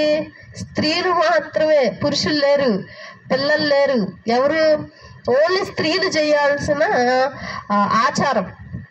ఏం చేయాలంటే 40 రోజులు మీరు ప్రార్థన చేయండి, ఏడవండి, బాధపడండి. ఇక 40 రోజులు జుట్టు పిక్కుని ఏడవండి. ఆ 40 రోజులు ఏడ్చాక ఆ 40 రోజుల తర్వాత వసంతకాలం కాబట్టి అది ఎలా అయితే పువ్వులు పుష్పిస్తాయో, ఎలా అయితే ఆకులు చిగురిస్తాయో, ఆ విధంగా మీ తమ్మూసు దేవుడు ఏం చేస్తాడు? మరలా తిరిగి మీ జీవితాల్లోకి వస్తాడు, మీ దేవుడు మరలా మీకు వచ్చేస్తాడు అని చెప్పి అష్టారోతు కూడా చచ్చింది. ఓకే, ఇప్పుడు ఆ ఆచారాన్ని అందరూ ప్రపంచం అంతటా మనతో సహా పాటిస్తున్నాం. అవునా? 40 రోజులు ఏడుస్తున్నావా? గుక్క పెట్టుకొని ఏడుపు వచ్చినా రాకపోయినా 40 రోజులు నువ్వు ఏడుస్తున్నావు. ఆ 40 రోజుల కాల వ్యవధి నువ్వు పెట్టుకుంటున్నావు. జనవరి ఫిబ్రవరి నెల అయిపోతుందా అనగానే నీకేం స్టార్ట్ అవుతుంది? అదే వాళ్ళు అసలు మన కేటగిరీయే కాదు, అయినా సరే మనం వాళ్ళని దేవుళ్ళుగా పూజిస్తూ ఉన్నాం. సరే, వీళ్ళు దేవుళ్ళు కానప్పుడు పూర్వీకులు మనకు ఎందుకు చెప్పాలా? యేసయ్య మరియమ్మ తల్లి అని అది కంటిన్యూ వస్తుంది, కంటిన్యూలో చెప్తా. సో ఇలా ఆకాశపు రాణి చేసిన పనులు. ఇంతకుముందు మనం పాత నిబంధన మొత్తంలో చూసుకున్నట్లయితే ఈ ఆకాశపు రాణిని ఇజ్రాయేలీలు ఏ విధంగా కొలిచేవారో చూద్దాం.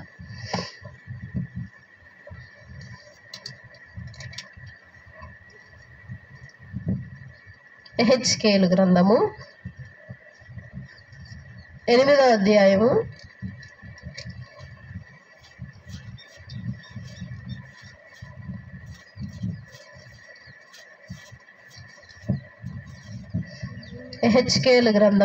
8వ అధ్యాయము 13, 14. మరియు ఆయన నీవు ఈ తట్టు తిరుగుము. నేను ఒకసారి చదువుతాను, 18 దాకా ఉన్నాయి, మొత్తం వచ్చిన చదువుతాను, ఒకసారి గమనించండి. 13 నుండి.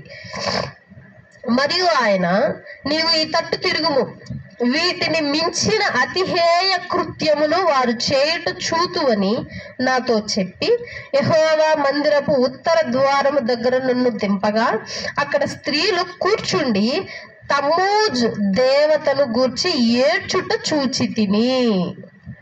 ఒక్కొక్క వచ్చిన ఎక్స్ప్లెయిన్ చేసుకుంటా వస్తా. ఇక్కడ యెహెజ్కేలు గారు నుంచొని ఒక హేయ కృత్యమైన పనిని చూస్తూ ఉన్నాడు. యెరూషలేములో పని జరుగుతుంది. ఏంటి ఈ కథ మొత్తం అని అంటే, బబులోను వాసులందరూ యెహెజ్కేలు గారిని, దానియేలు గారిని, షడ్రకు, మేషకు, అబేద్నెగోలు ఈ 5గురు ఇజ్రాయేలీల పెద్దలుగాను ప్రవక్తలుగాను చలామణి అవుతున్నారని విని వీరిని రాజు యొద్దకు తీసుకొచ్చి వీరికి మంచి ఆహారం పెట్టండి, వీరు నాకు దేనికోదానికి ఉపయోగపడతారు, ఏదైనా సలహాలు ఇవ్వటానికి అని చెప్తారు. సో ఆయన అట్లా రాజ్యం అంతా తిరుగుతూ ఉంటే కొన్ని ఆచారాలు ఆయన చూస్తూ ఉంటే దేవుడు దర్శించాడు. దేవుడు మాట్లాడుతున్నాడు, ఏమని? అది కాదు అసలైన సినిమా, ఇదిగో ఇటొందు చూడు అని. ఏం చేస్తున్నారంట అక్కడ? యెరూషలేము కుమార్తెలు చక్కగా కూర్చొని ఏడుస్తున్నారు. ఎవరి కోసం? తమ్మూజ్ దేవుడు కోసం ఏడుస్తున్నారు. తర్వాత వచ్చిన చూడండి. అప్పుడు ఆయన, ఎవరు? దేవుడు, నరపుత్రుడా, ఇది చూచితివి గాని నీవు తిరిగి చూచిన ఎడల వీటిని మించిన హేయ కృత్యములు చూతువని నాతో చెప్పి యెహోవా మందిరపు లోపల ఆవరణములో నన్ను దింపగా. అయ్యా, ఇప్పుడు చూసావుగా ఈ ఆడవాళ్ళందరూ కూర్చొని అట్లా ఎడుతున్నారు, నీకు ఇంకోటి చూపిస్తారా నరపుత్రుడా, నీకు ఇంకో విధంగా చూపిస్తాను. యెరూషలేము మందిరంలోనికి తీసుకెళ్ళాడు దేవుడు. తీసుకెళ్తే అక్కడ ఏం జరుగుతుందో చూద్దాం. అప్పుడు అక్కడ యెహోవా ఆలయము ద్వారము దగ్గరనున్న ముఖమంటపమునకును బలిపీఠమునకున్న మధ్యను ఇంచుమించు 25 మనుషులు కనబడిరి. 25 మనుషులు అక్కడ మంటపం దగ్గర మధ్యలో నుంచున్నారు. వారి వీపులు యెహోవా ఆలయము తట్టున, వారి ముఖములు తూర్పు తట్టున తిరిగి ఉండెను. వారి దేవాలయం వైపు వీపు పెట్టారు, తూర్పు తట్టు మొహాలు పెట్టారు. తూర్పు ఏముంటది? తూర్పు తిరిగి దండం పెట్టంటాం కదా సామెత. ఏముంటే తూర్పు తిరిగి దండం పెట్టాలి? సూర్యుడు. తర్వాత వారు తూర్పులో ఉన్న సూర్యునికి నమస్కారము చేయుచుండిరి. స్త్రీలేమో సమాజం అందరూ బయట కూర్చొని ఏడుస్తున్నారు తమ్మూజ్ దేవుడు కోసం. పురుషులు ఏం చేస్తున్నారు? మందిరం లోపలికి వెళ్ళి కిటికీలో నుంచి తూర్పు వైపు చూస్తూ సూర్య నమస్కారాలు చేస్తున్నారు. అంటే సూర్యుడు ఎవరు ఇప్పుడు? తమ్మూజు తండ్రి. తర్వాత అప్పుడు ఆయన నాతో ఇట్లా, నేను నరపుత్రుడా, నీవు చూచితివే యూదావారు ఇక్కడ ఇట్టి హే కృత్యములు జరిగించట చాలదా? వారు దేశమును బలత్కారముతో నింపుచు నాకు కోపము పుట్టించుదురు, తీగ ముక్కునకు పెట్టుచు మరీ ఎక్కువగా నాకు కోపం పుట్టించుదురు. ఏం పెడుతున్నారు ముక్కుకి? తీగ. ఈ ముక్కుకి ఏం పెడుతున్నారంట వాళ్ళు? తీగలు పెడుతున్నారంట. తీగలు పెట్టి దేవుడికి ఇంకా కోపాన్ని తెప్పిస్తున్నారు. కాబట్టి కటాక్షము లేకయు కనికరము చూపకయు నేను నా క్రోధము నగుపరిచి వారు నా చెవిలో ఎంత బిగ్గరగా మొరపెట్టినను నేను ఆలకింపకుందును. ఇక్కడంతా ఈ ప్రవక్తల గ్రంథాలంతా దేవుడి బాధ, రోదన, వేదన వినలేమనమాట. మనం ఒకసారి ఆ స్థితిలో మనం ఉంటే అసలు ఆయన అల్లాడిపోయాడు చెప్పాలంటే. అయితే చూసావా, వాళ్ళు ముక్కులు తీగలుగా తగిలించుకుంటున్నారు, పురుషులే సూర్యుడికి నమస్కారం చేస్తున్నారు, స్త్రీలు ఏం చేస్తున్నారు, తమ్మూజు దేవుడికి మొక్కుతూ ఏడుస్తున్నారు వాళ్ళు. తర్వాత ఇంకా ఇర్మియా గ్రంథంలో గమనిద్దాం.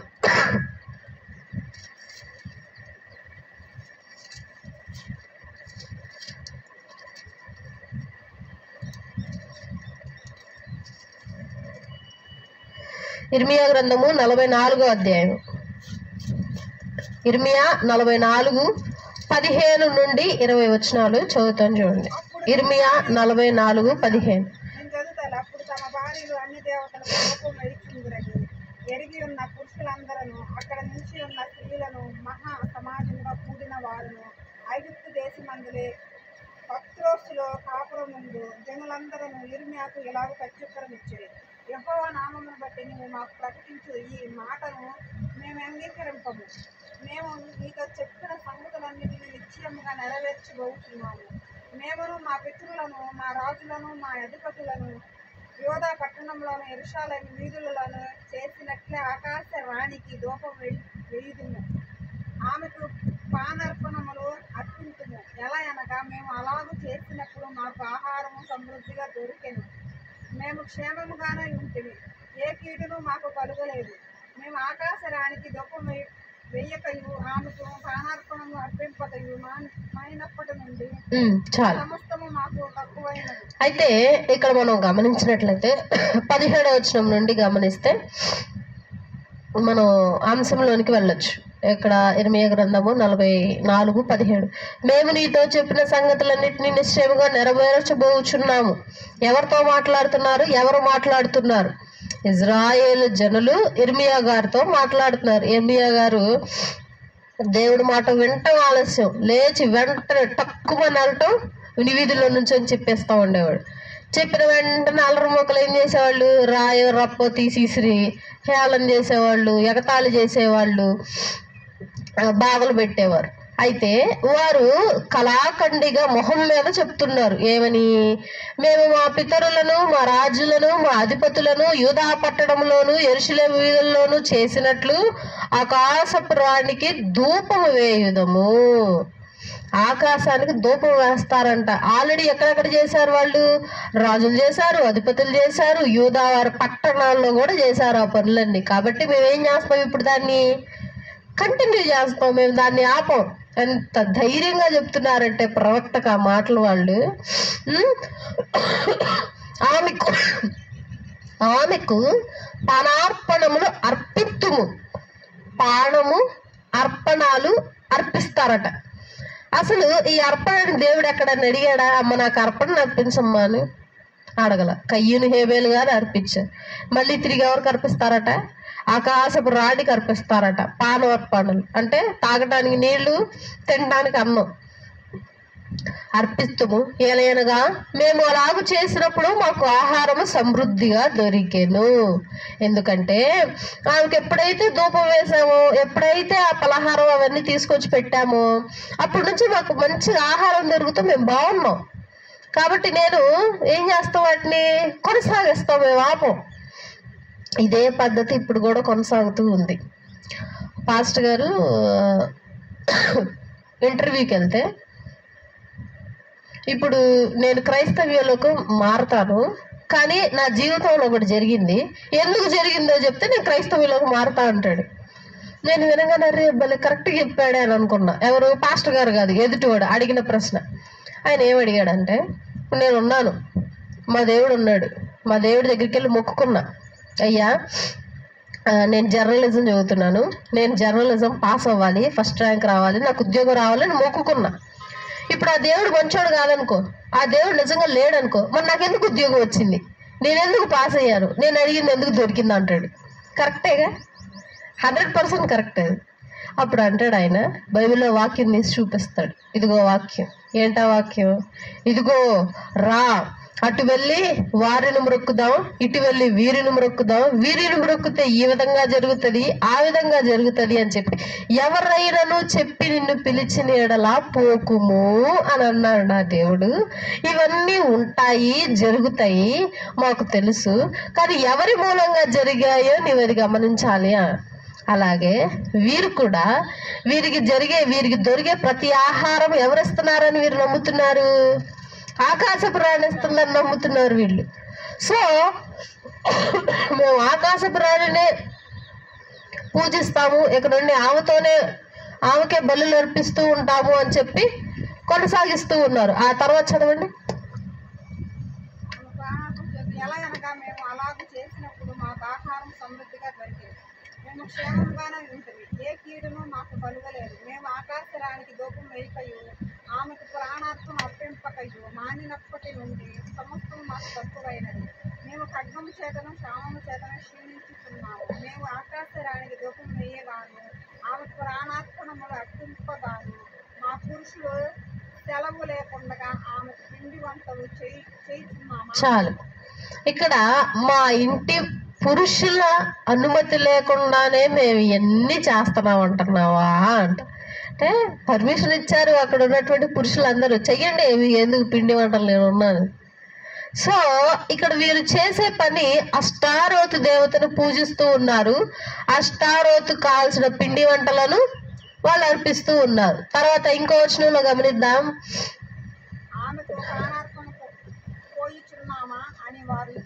ఇంకొక అధ్యాయం, 7వ అధ్యాయం, ఇర్మియా 7:17.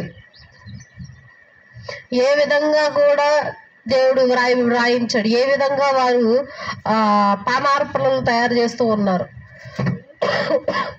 ఇర్మియా గ్రంథము 7వ అధ్యాయం 17 నుండి 19 వచనాలు చూద్దాం. యూదా పట్టణంలోను యెరూషలేము వీధులలోను వారు చేయుచున్న క్రియలను నీవు చూచుచున్నావు కదా. నాకు కోపము పుట్టించినట్లు ఆకాశరాణి దేవతకు పిండి వంటలు చేయవలననియు అన్య దేవతలకు పానార్పణములు పోయేవలననియు పిల్లలు కట్టెలు ఎరుచున్నారు, తండ్రి అగ్ని రాజబెట్టుచున్నారు. స్త్రీలు ఏం చేస్తున్నారు? స్త్రీలు పిండి. పండగ వస్తే ఇప్పటికి కూడా ఏం చేస్తారు? స్త్రీలు పిండి విసుగుతారు, అగ్గి రాజేస్తారు పురుషులు, పిల్లలు ఏం చేస్తారు? కట్టెలబ్బా. ఏ విధంగా మారిపోయింది ఈ సమాజం అని అంటే, మన క్రైస్తవ్యము సమాజం కాదు, క్రైస్తవ్యం అంటే కస్టమర్స్ వస్తే చాలు హరిసలు, ఇంకేంటి చక్రాలు, ఇవి ఖచ్చితంగా జరగాల్సిందే. పిండి బిస్కే క్రమంలో స్త్రీలు ఉంటారు, అగ్గి రాజబెట్టడంలో పురుషులు ఉంటారు.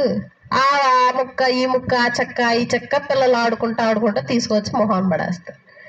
ఈ కార్యక్రమాలన్నీ ఇజ్రాయేలీలు ఎప్పుడో చేసేసారు. ఎవరి కోసం ఇవన్నీ?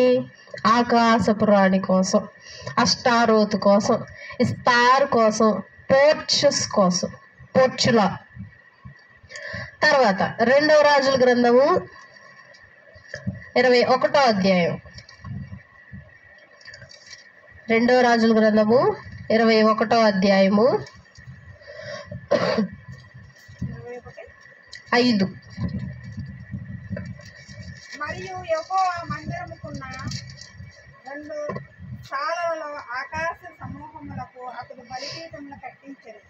అతడు తన కుమారుని అగ్నిగుండముగా దాటించి జ్యోతిష్యమును శకునములను వాడుక చేసి యక్షాయినిక్ గండ్రతోను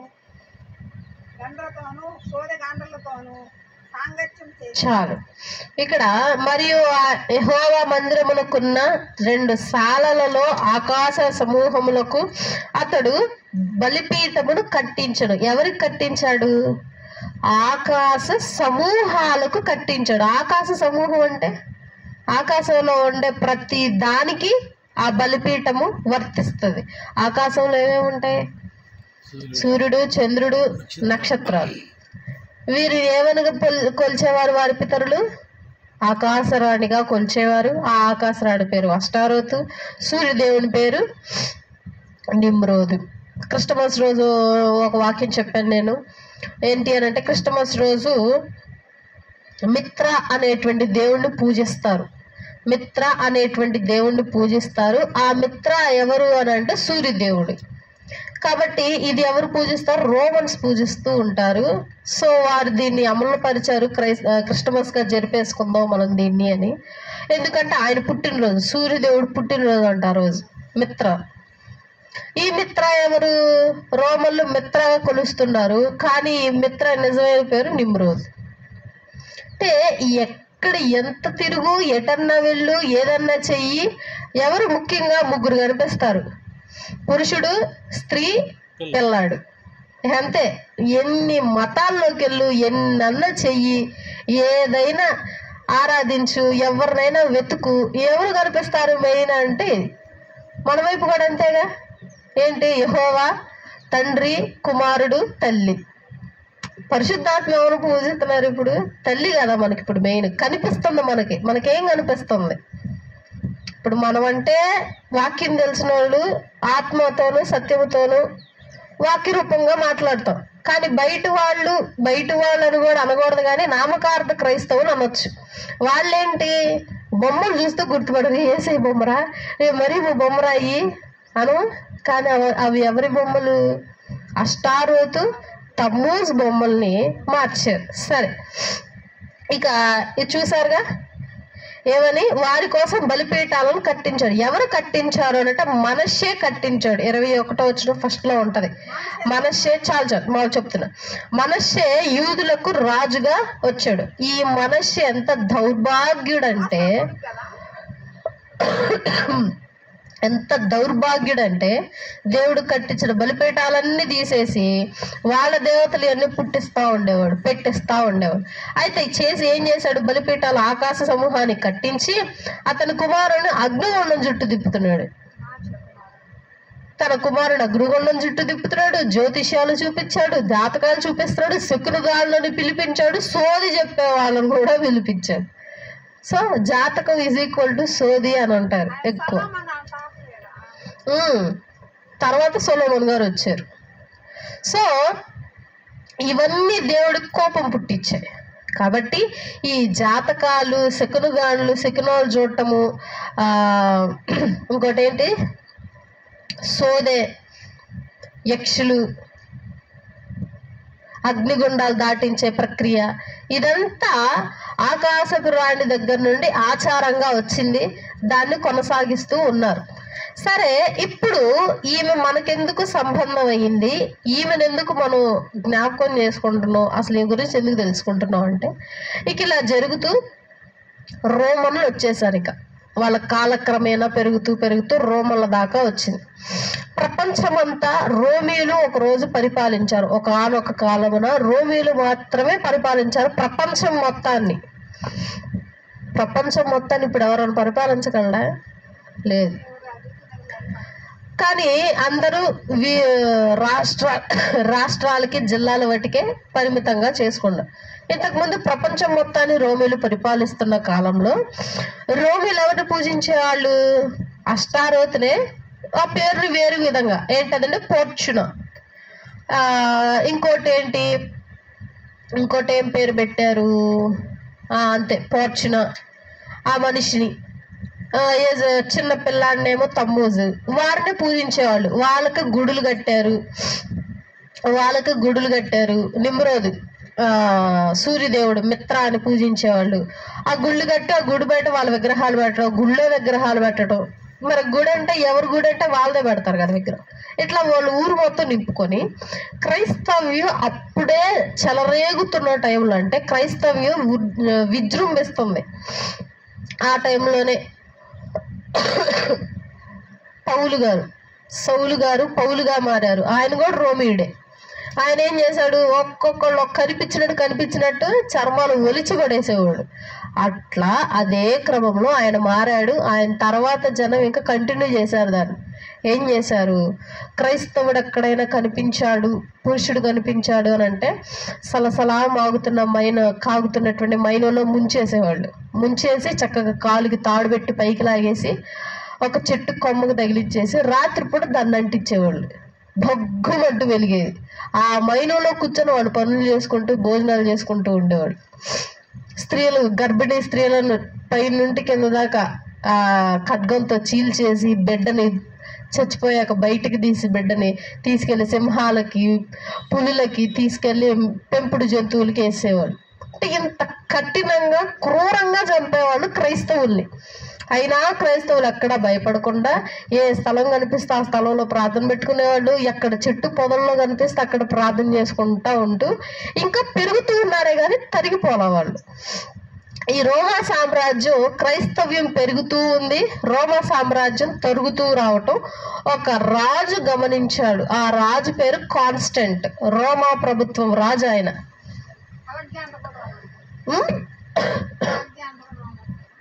రోమా ప్రభుత్వంలో కాన్స్టెంట్ ఆయన పేరు. వాళ్ళ ఎప్పుడు అట్లాగే ఉంటాయి, కాన్స్టెంట్ 5 అని, కాన్స్టెంట్ 6 అని, వారి పేర్లు అంతే ఉంటాయి. కాన్స్టెంట్ వీళ్ళ అమ్మగారు గొప్ప దైవభక్తి కలిగింది. ఈమె శిష్యులు చంపేస్తూ ఉండేవాళ్ళు. అడ్డంగా సిలివేసి చంపేయటం, తల నరికేయటం, ఇవన్నీ వారి సమాధులు భద్రపరిచింది ఆవిడే, కాన్స్టెంట్ గారి తల్లి. ఆమె తీసుకెళ్లి భద్రంగా సమాధులు తయారు చేసి పెట్టడం. ఎక్కడైనా క్రైస్తవులు గుమ్ముగూడు ఉన్నారనుకో, ఈమెకు కనిపించారనుకో, వాళ్ళని తప్పించేయటం పక్కకి. ఇదంతా గుణాలన్నీ వాళ్ళ కొడుకు గమనించాడు, కానీ మారలేదు. తాను ఒక క్రైస్తవుడు కాడు, కానీ నిజ క్రైస్తవురాలు వాళ్ళ తల్లి. ఇక ఈయనకి అర్థమైంది, అరే రోమా సామ్రాజ్యం తగ్గిపోతుంది, వీళ్ళని ఇట్లాగే కొనసాగిస్తూ వీళ్ళైనా చంపాము అని అంటే మనకే ఇబ్బంది అవుతుంది, తర్వాత మనం అంతు పట్టకుండా పోతావురా అని చెప్పి ఈయన క్రైస్తవ్యంలో ఉన్న పెద్దలందరినీ పిలిపించి, ఇక నుండి మేము మిమ్మల్ని చంపం, మేము మిమ్మల్ని ఏమి చేయరు, ఎవ్వరూ ఏం చేయరు, మీరు భయపడద్దు, మేము మీ మతాన్ని అంగీకరిస్తున్నాం. అంటే మేము పూజించే మా దేవతలు ఇంకా మేము పూజించం, మీరు ఎవరిని పూజిస్తారో వారినే మేము పూజిస్తాం, మేము మీ మతంలో కలిసిపోతున్నాం. ఒక రాజు ఒక మతంలో కలిసాడంటే ఎట్లా ఉంటుంది ఇక ఆ మతం? ఎట్లా చెప్పుకుంటాం ఇక అందరికీ? మా క్రైస్తవ్యాన్ని రోమా సామ్రాజ్యపు రాజు అంగీకరించాడు. గొప్ప ఏమని అంటే క్లాసిక్ని తెలుగులో ఒక గొప్ప మతంగా మారింది అని చెప్పుకోవచ్చు. అంటే రాజరికపు మతం అని కూడా చెప్పుకోవచ్చు, ఎందుకంటే రాజు స్వీకరించాడు కాబట్టి. అగ్రమతం ఫస్ట్లో ఉంది, రాజు స్వీకరించాడు కాబట్టి. సో ఇలా ఈ మతాన్ని స్వీకరించి, ఇదిగోండి ఇక నుంచి మేము కూడా క్రిస్టియన్సే, మేము కూడా క్రైస్తవులమే, మాకు ఆల్రెడీ గుళ్ళు ఉన్నాయి, మరి అంతే కదా, వాళ్ళకి బలిపీఠాలు, అష్టారోతికి, నిమ్రోతికి ఇవన్నీ ఉన్నాయి గుళ్ళు, వాటిని మీరు తీసేసుకొని మీరు చర్చిలుగా చేసుకోండి. అంటే అప్పటిదాకా ప్రపంచంలో భూమి మీద చర్చ్ అనేది లేదు. మరి ఏముంది? అప్పటికే సౌలు గారు పౌలుగా మారారు, చనిపోయారు, శిష్యులు ఉన్నారు, అంతా అయిపోయింది. కాలక్రమేణా యేసుక్రీస్తు ప్రభువారు వచ్చారు, చనిపోయారు. అప్పటికే సంఘం స్థాపింపబడింది. ఏంటది? క్రీస్తు సంఘం. ఎవరు స్థాపించారు? యేసుక్రీస్తు ప్రభువారు బండ మీద సంఘాన్ని స్థాపించారు. ఎవరా బండ? పేతురు గారు. ఆయనే ఫస్ట్ సువార్తను స్టార్ట్ చేసిందే ఆయన, మాట్లాడిందే ఆయన, వివరించిందే ఆయన. ఎవరు? యేసుక్రీస్తు ప్రభువారు తర్వాత. సో ఆయన యేసుక్రీస్తు ప్రభువారు వచ్చినా కానీ కొండ మీద ప్రసంగాలు, ఓడ మీద నుంచొని ప్రసంగాలు చేశారే కానీ ఎక్కడ గుడిసెలో చేయలేదు, ఎక్కడ పెద్ద పెద్ద టెంట్లో చేయలేదు, ఎక్కడ ఏ టెంట్ కట్టలేదు, కట్టనివ్వలేదు. జస్ట్ చెప్పుకుంటూ వెళ్ళిపోయాడు అంతే. పౌలు గారు కూడా అదే చేశారు. ఇళ్లలో పెట్టడము, లేదు అని అంటే అందరి కోసం ఒక ఇల్లు పెట్టుకొని ఆ ఇంట్లో ఉండటం, ఆ ఇంటి పైన కట్టడం. ఇంటి పైన ఆమె ఒకరోజు కాన్స్టెంట్ వాళ్ళ తల్లి ఇంటి పైన కట్టించింది. ఎవరి కోసం అంటే శిష్యుల కోసం, ఎవరన్నా వస్తే చక్కగా సేద తీరుతారు అని చెప్పి కొన్ని గృహాలు కూడా కట్టించింది ఆమె. సో ఇలా ఈ విధంగా కొనసాగుతూ ఉన్నారు. ఇప్పుడు ఈయన అంటాడు, మాకున్న గుళ్ళన్నీ మీయే కాబట్టి ఇక నుండి ఇది ఉంది, ఈ అష్టారోతు గుడి, ఇది మీ చర్చి. ఇప్పుడు ఆ గుడి ఎట్లా ఉంటుంది? మొత్తం విగ్రహాలు వేసుకొని బళ్ళు నడిపించుంటారు, రక్తం అంతా ఉండి, పసుపు కుంకాలు ఏదో ఒకటి జల్లు ఉంటారు. అట్లా ఉండే గుడిని ఇప్పుడు ఎట్లా మార్చారు? చర్చిగా మార్చేసి లోపల సిలువులు పెట్టారు, చక్కగా బెంచ్లు వేశారు, కూర్చోటానికి ఫ్యాన్లు లైట్లు వేశారు, మొత్తం శుభ్రంగా పెయింట్ వేయించారు, నీట్గా చేసుకున్నారు. అంటే ఒక గుడిని నువ్వేం చేసావు, దాన్ని చర్చ్గా మార్చావు. ఏం మారింది అక్కడ? రంగు మారింది, కళ మారింది, ఇంకేమైనా మారిందా? అంటే ఇప్పుడు ఇంకా అక్కడ ఎవరు ఉన్నట్టే? అష్టారోతు దేవతలు ఉన్నట్టే కదా. నువ్వు ఎన్ని కళలు ఎంత చేసి, ఇప్పుడు నేను ఉన్నాను ఎగ్జాంపుల్గా, నేనంత కుళ్ళు కుతంత్రాలు కలిగిన దాన్ని, నేను ఎంత సోకు చేసుకున్నా నా మనసు అది మారిద్దా? మారదుగా. నేను ఎంత హెయిర్ స్టైల్ చేసుకున్నా, 10-15 క్రీములు రాసుకొని, లిప్స్టిక్ వేసుకొని, గాజులు వేసుకొని, పట్టీలు వేసుకొని, సింగారించుకొని, లేదు సింగారించుకోకుండా దైవికంగా ఎన్ని మోడుబారిపోయి మోటుదారిలాగా ఎట్లాగున్నా మారుతానా? ఏం మారాలన్నది? మనసు మారాలి, అవునా? మనసు మారితే శరీరంలో కళ వచ్చింది, ఫేస్లో. నువ్వు ఎన్ని పూసినా ఏమొచ్చింది అంటే, నువ్వు మందిరాన్ని ఎంత విధంగా మార్చినా ఆ మందిరంలో ఎవరున్నట్టే? అష్టారోతు దేవతలు ఉన్నట్టే, నువ్వు ఎంత మార్చినా సరే. ఇక ఆ మనుషులు చూసారు, అరే వీళ్ళనే అష్టారోతులు అంటే మన క్రిస్టియన్స్ పట్టుకొని తంతారా. ఇప్పుడు వాళ్ళు ఏమని చెప్పాలి మనము? మరియమ్మ ఏసయ్య. చూసావా, పిల్లాడుగా ఉన్నప్పుడు ఏసీ ఎత్తుకుంది. మరి యోసేపు గారు ఏరి? చేరదీసినటువంటి యోసేపు గారు ఏరి? కడుపుతో ఉన్నప్పుడు సహాయంగా ఉన్నాడుగా, ఆయన పక్కకు తీశారు యోసేపు గారిని, మరియమ్మ గారిని చిన్నపిల్లాడు. వాళ్ళవి ఉంటాయి, ఇంకెవరి ఉంటాయి? అయితే ప్రపంచం మీదకి మొట్టమొదటి సంఘం అంటే ఒక చర్చ్ నిర్మింపబడింది ఏంటి అని అంటే రోమన్ క్యాథలిక్. మరియమ్మ గారు వీళ్ళే స్టార్ట్ చేసింది రోమన్ క్యాథలిక్. ఏ సంవత్సరం కూడా చెప్తాను చూడండి, 606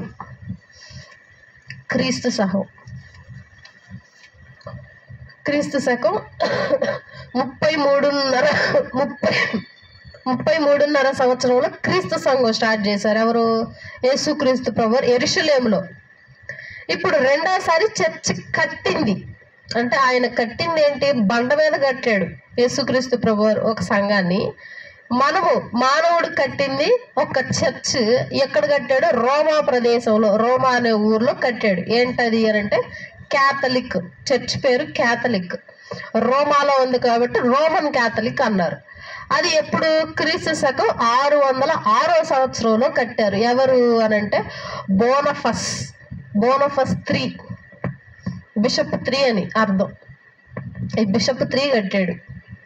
ఆ బిషప్ 3 అప్పుడు పాస్టర్గా ఉన్నాడు. అక్కడి నుండి ఇక్కడ దాకా మన ఊర్లో ఉన్నాయి రోమన్ క్యాథలిక్స్ ఎన్ని ఉన్నాయి చర్చిలు? 4-5 వీధుల దాకా ఒకటి, లేదు అని అంటే సెంటర్లో అలా, అంటే హైవే మీద ఉంటుంది చర్చి, వెదులుపల్లి ఇటు సైడ్. సో ఇలా ప్రపంచం అంతటా మొదలయ్యింది. నేను రోమన్ క్యాథలిక్లో ఉన్నాయని ఒక ఆయన్ని అడిగాను, మీరు మరియమ్మ తల్లినే ఎందుకు పూజిస్తున్నారు ఎక్కువ? ఇప్పుడు విగ్రహం, ఆ గుడిలో విగ్రహం ఉంది కాబట్టి నువ్వేం చేస్తున్నావు? మరియమ్మ తల్లిని పూజిస్తున్నావు కావాలని. ఎందుకు? ఈ విగ్రహాలు తీసేయాలి రాజుగారు, ఇది తీసేయాలి, అవి మార్చాలంటే రాజు ఏమంటాడు? ఇచ్చినట్టు తీసుకో, మా దేవతలు తీస్తావు నువ్వు. ఎందుకు రాజు ఒప్పుకున్నాడు? సన్ని ఎందుకు చేసుకున్నాడు రాజు? తన సామ్రాజ్యం కోల్పోకుండా ఉండటానికి క్రైస్తవ్యాన్ని ఆయన స్వీకరించాడు. ఆయన ఇష్టపడి స్వీకరించలా. పోయి నువ్వు ఆయన దగ్గరకు వచ్చి, ఇప్పుడు నేను ఉన్నాను ఎగ్జాంపుల్గా, మీ ఇంటికి వచ్చాను, ఇది మీ ఇల్లు అనుకోమ్మా అంటావు, కానీ మైలు చేస్తావు నువ్వు, చెయ్యుగా. అంటే నాకు ఈ వస్తువు ఇక్కడ ఉంటా, నాకు ఇష్టం లేదు, తీయండి అంటే తీస్తావా? నా ఇల్లు ఇది, ఏదో అనుకోమన్నాను అందుకని నీ ఇల్లు చేసేసుకుంటావా? కాదు కదా. ఏదో చేసుకోండి, అట్లా ఉండండి అని చెప్పి సంధి కుదుర్చుకున్నాడు. అవి తెలియగల వాళ్ళు చేసే పనులు అనమాట. తమను తాను కోల్పోకుండా సంధి చేసుకునే విధానాలు. ఆ విధానాల్లో ఆ చర్చను చక్కగా అమర్చుకున్నారు. ఆ విగ్రహాలు అంతే ఉంచారు. ఇప్పుడు ఆ విగ్రహం కదపకూడదు, తీయకూడదు. ఏం చెయ్యాలరా ఈ తలగైనప్పటి? ఇదిగో మార్చేసేయి, మరియమ్మ తల్లిగా ఏసయ్యగా. ఇప్పుడు మరియమ్మ తల్లిని ఎందుకు పూజిస్తున్నారో ప్రతి ఒక్కరు ప్రశ్నిస్తారు. ఏమని చెప్పాలా? బైబిల్ ఎతికితే ఒక వాక్యం కనిపించింది వాళ్ళకి. ఏమనంటే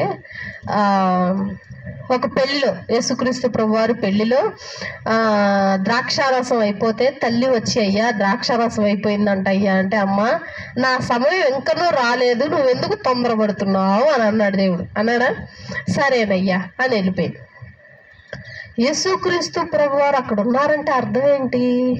తల్లి ఉంది కాబట్టి అక్కడ ఉన్నాడు ఆయన. తల్లి వాళ్ళ ఫ్రెండ్స్ ఎవరో చుట్టుపక్కల పిలిచారు, ఆమె వెళ్ళింది సహాయకురాలుగా. ఈయన అక్కడ ఉన్నాడు. తల్లి మాట విని ఆమె చెప్పిందని ద్రాక్షారసాన్ని, నీటిని ద్రాక్షారసంగా మార్చాడు.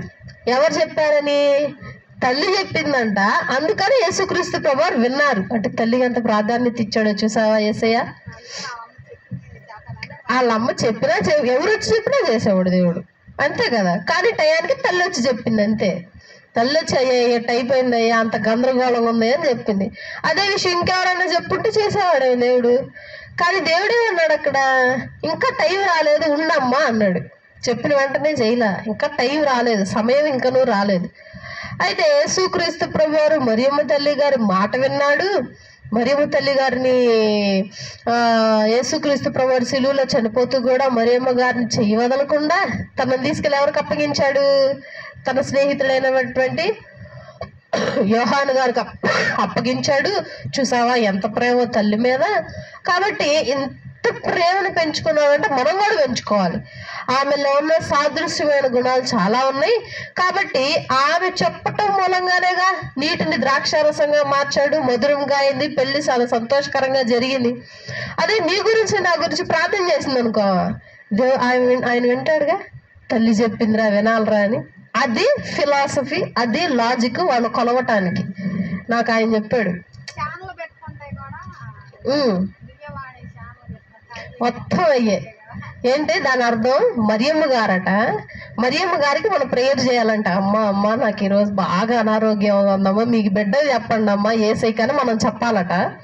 ఆమెట వెళ్ళి అయ్యా పలానా బిడ్డకి బాగాలేదంట అయ్యా చూడయ్యా అని ఆమె చెప్పింది. ఆయన వచ్చి బాగు చేస్తాడు. సో ఇది ఇందుకు మరియమ్మ తల్లిని పూజిస్తున్నారు. ఎందుకు మీరు పూజిస్తున్నారంటే ఇది కారణం అని ఇది చూపిస్తున్నారు. ఆమె యొక్క స్త్రీ, ఆమె యొక్క మనిషి, మానవ మాతృరాలు మాత్రమే. ఆమెను తీసుకొచ్చి నువ్వు దేవుడిని చేసావు, ఆయన తీసుకొచ్చి నువ్వు విగ్రహాన్ని చేసావు. కాబట్టి ఇప్పుడు జరిగేదంతా ఎంత మోసం అంటే క్రైస్తవ్యంలో మనం ఏందో అన్ని మతస్థుల్ని అన్ని మతాల్లో జరిగేటువంటి చూస్తాం, కానీ మన దాంట్లో ఎన్ని ఉన్నాయో ఇట్లాంటివి చూస్తే. కాబట్టి మరియమ్మ తల్లి గారు ఎక్కడి నుండి వచ్చారంటే అది అసలు మరియమ్మ తల్లి గారిని తీసుకొచ్చి ఇంటి ముందే పెట్టుకుంటారు. ముందు ఆ గోడలో అంటించేయటం, తీసుకెళ్ళి ఇంట్లో పెట్టుకోవటం. అంటే ఒక అన్య దేవత నువ్వు తీసుకొచ్చి లోపల పెట్టావు, అష్టారోత దేవతను తెచ్చిపెట్టావు నువ్వు ఇంట్లో. సింపుల్గా కరెక్ట్గా చెప్పాలనంటే. కాబట్టి ఈ 40 రోజులు ఉపవాసం చేయమని అష్టారోతు. ఈ 40 రోజులు స్త్రీలు మాత్రమే ఎవరి కోసం ప్రార్థిస్తున్నారు అని అంటే అష్టారోతు కొడుకు కోసం, తమ్మూజు కోసం. ఈ 40 రోజులే చెయ్యాలి అనే నియమం పెట్టింది అష్టారోతు. ఏ టైంలో చెయ్యాలి అని పెట్టింది కూడా అష్టారోతు. ఎందుకంటే వసంతకాలం కాబట్టి, ఆ వసంత కాలంలో నీ దేవుడు వస్తాడమ్మా అని. ఇప్పుడు చెప్పండి, ఎవరి కోసం మనం ఏడుస్తున్నాం? మనం ఎవరి కోసం ఈ లెంట్ డేస్ని స్టార్ట్ చేసాం? ఈ వసంత కాలంలోనే ఎందుకు లెంట్ డేస్ని స్టార్ట్ చేసాం? ఈ వసంత కాలంలోనే ఎందుకు మనం ఏడుస్తున్నాం? లేదండి నేను ఓన్లీ జీసస్ కోసమే ఏడుస్తున్నాను, జీసస్ కోసమే బాధపడుతున్నాను అన్నావా? అసలు ఏడిస్తేనే ఎవరి కోసం ఏడ్చినట్టు? తమ్మూజు కోసం ఏడ్చినట్టు. ఇంకేంటి నువ్వు? అసలు యేసుక్రీస్తు ప్రభువు ఎక్కడ ఏడవమని చెప్పలేదే. నా కోసం ఏడవండి, రోధించండి, బాధపడండి, హృదయాన్ని మొక్కలు చేసుకోండి, మీరు నాశనం అయిపోండి, నేను అప్పుడు మిమ్మల్ని చూస్తాను అన్నాడా? అక్కర్లేదు. నీకు భారంగా అనిపిస్తుందా? నా దగ్గరికి వచ్చి నీకే భారం ఉందో నాకు చెప్పు, నేను తీరుస్తా. నీకేమైందో చెప్పు, నేను చూస్తా. జస్ట్ నాకు చెప్తా అంతే. దేవుడు చెప్పింది అదేగా, జస్ట్ అడుగుడి మీకు ఇవ్వబడును. మీరే నా కోసం ఏం చెయ్యక్కర్లా. ఉపవాసాలు చెయ్యక్కర్లేదు, రోధించి ఏడవక్కర్లేదు, ఇంత పెద్ద కహాని ఎంతేం చెయ్యక్కర్లేదు. మీరు అడగండి చాలు, ఇచ్చేస్తాను అంతే. అడుగుడి మీకు ఇవ్వబడును, తట్టుడి మీకు దొరుకును, వెదకుడి మీకు తీయబడును. ఇవి చెయ్యకుండా మనం 40 రోజులు ఉపవాసం ఉంటాం, కాసేపు ఇంకొన్ని రోజులే దేవుడు ఈరోజు చచ్చిపోయాడు, మన కోసం చచ్చిపోయాడు కాబట్టి కనీసం ఉపవాసం అన్నా ఉందాం దేవుడి కోసం. ఇదే దేవుడు మన కోసం చచ్చిపోయాడు, కనీసం ఉపవాసం అన్నా ఉంటా. కానీ మనం మారం. సమాధుల పండుగ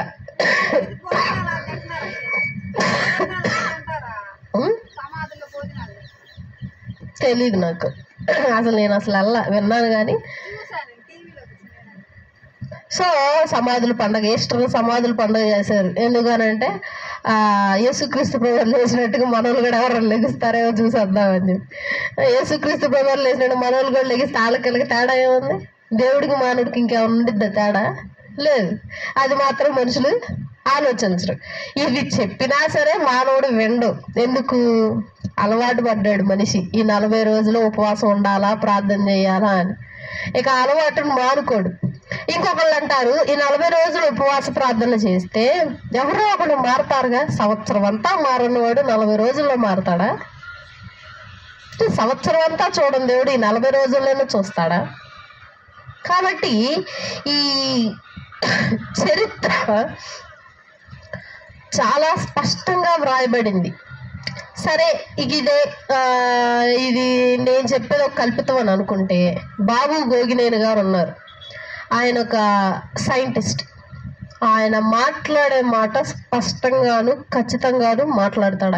ఆయన హేతువాది, దేవుడు నమ్మడం. ఆయన అంటాడు, ఈ క్రైస్తవ్యంలో వచ్చే ప్రతి పండుగ కాన్స్టెంట్ అమలు చేసినప్పటి నుండే వచ్చింది అంటాడు.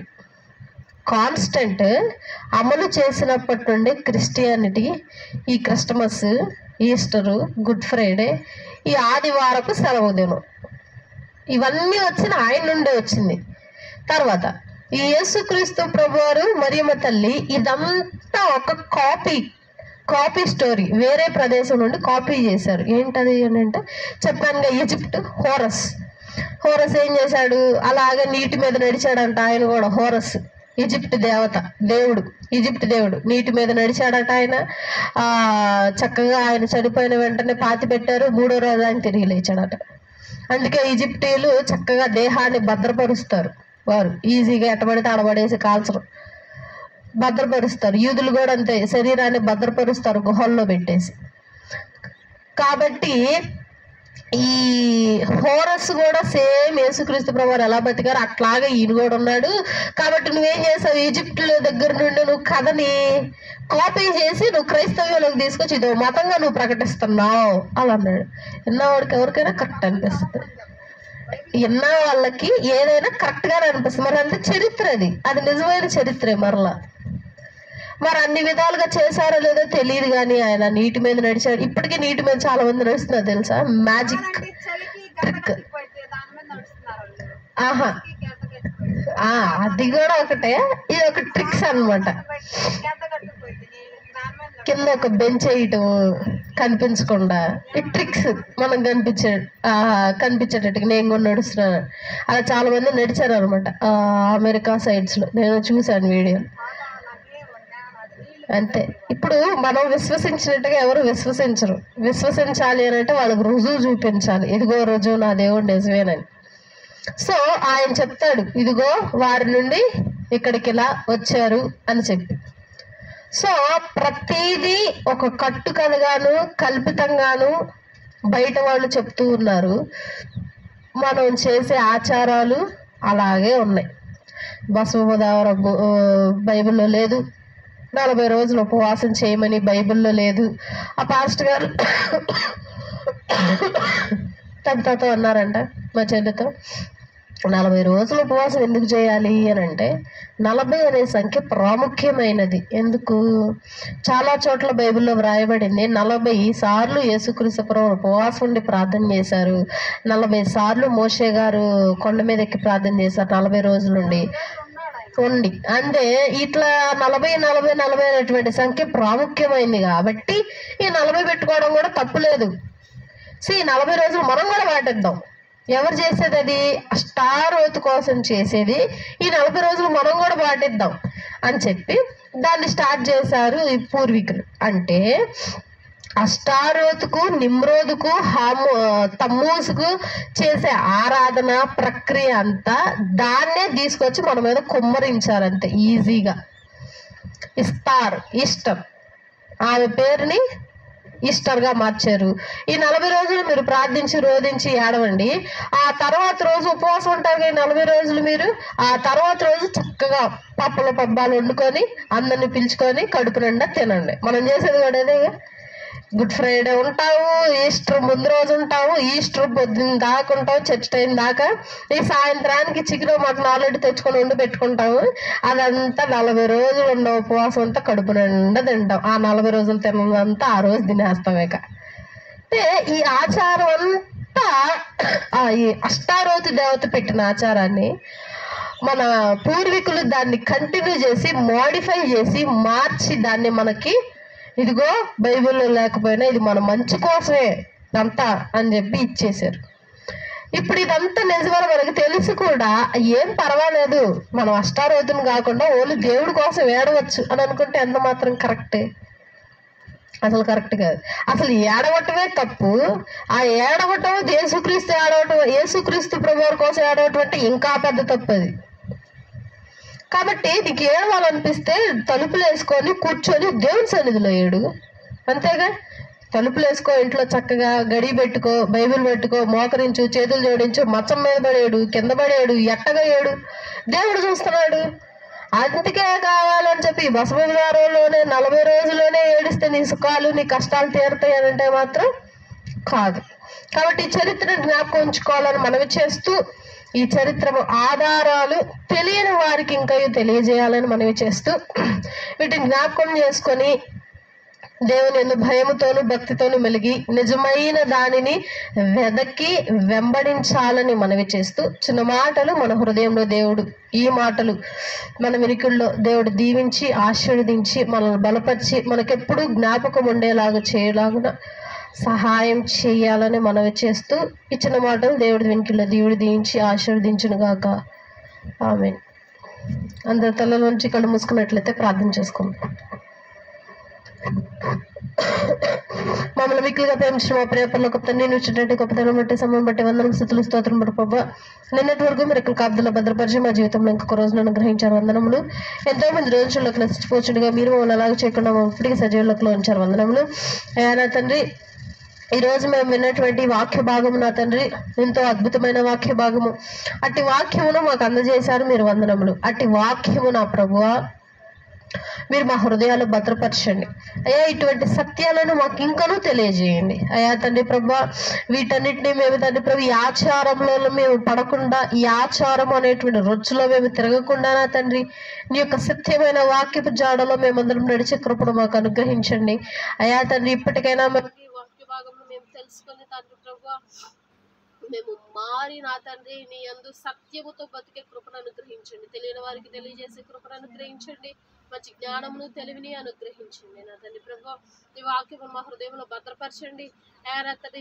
దినము ఈ వాక్యములు నెమరవేసుకునే కృపను నాకు అనుగ్రహించమని నిశ్చితమైతే మరలా వచ్చేది వారు అందరం సంపూర్ణించి కనపరిచే భాగ్యం అనుగ్రహించమని యేసురమ్మటి అడిగి వేడుకొచ్చి ప్రార్థిస్తున్నాం తండ్రి. ఆమేన్. కొంత దేవుని ప్రేమ కుమారుడైన యేసుక్రీస్తు ప్రభువు కృప పరిశుద్ధాత్మ సహవాసము మనందరికీ ఎల్లప్పుడూ తోడేండి నడిపించును గాక. ఆమేన్.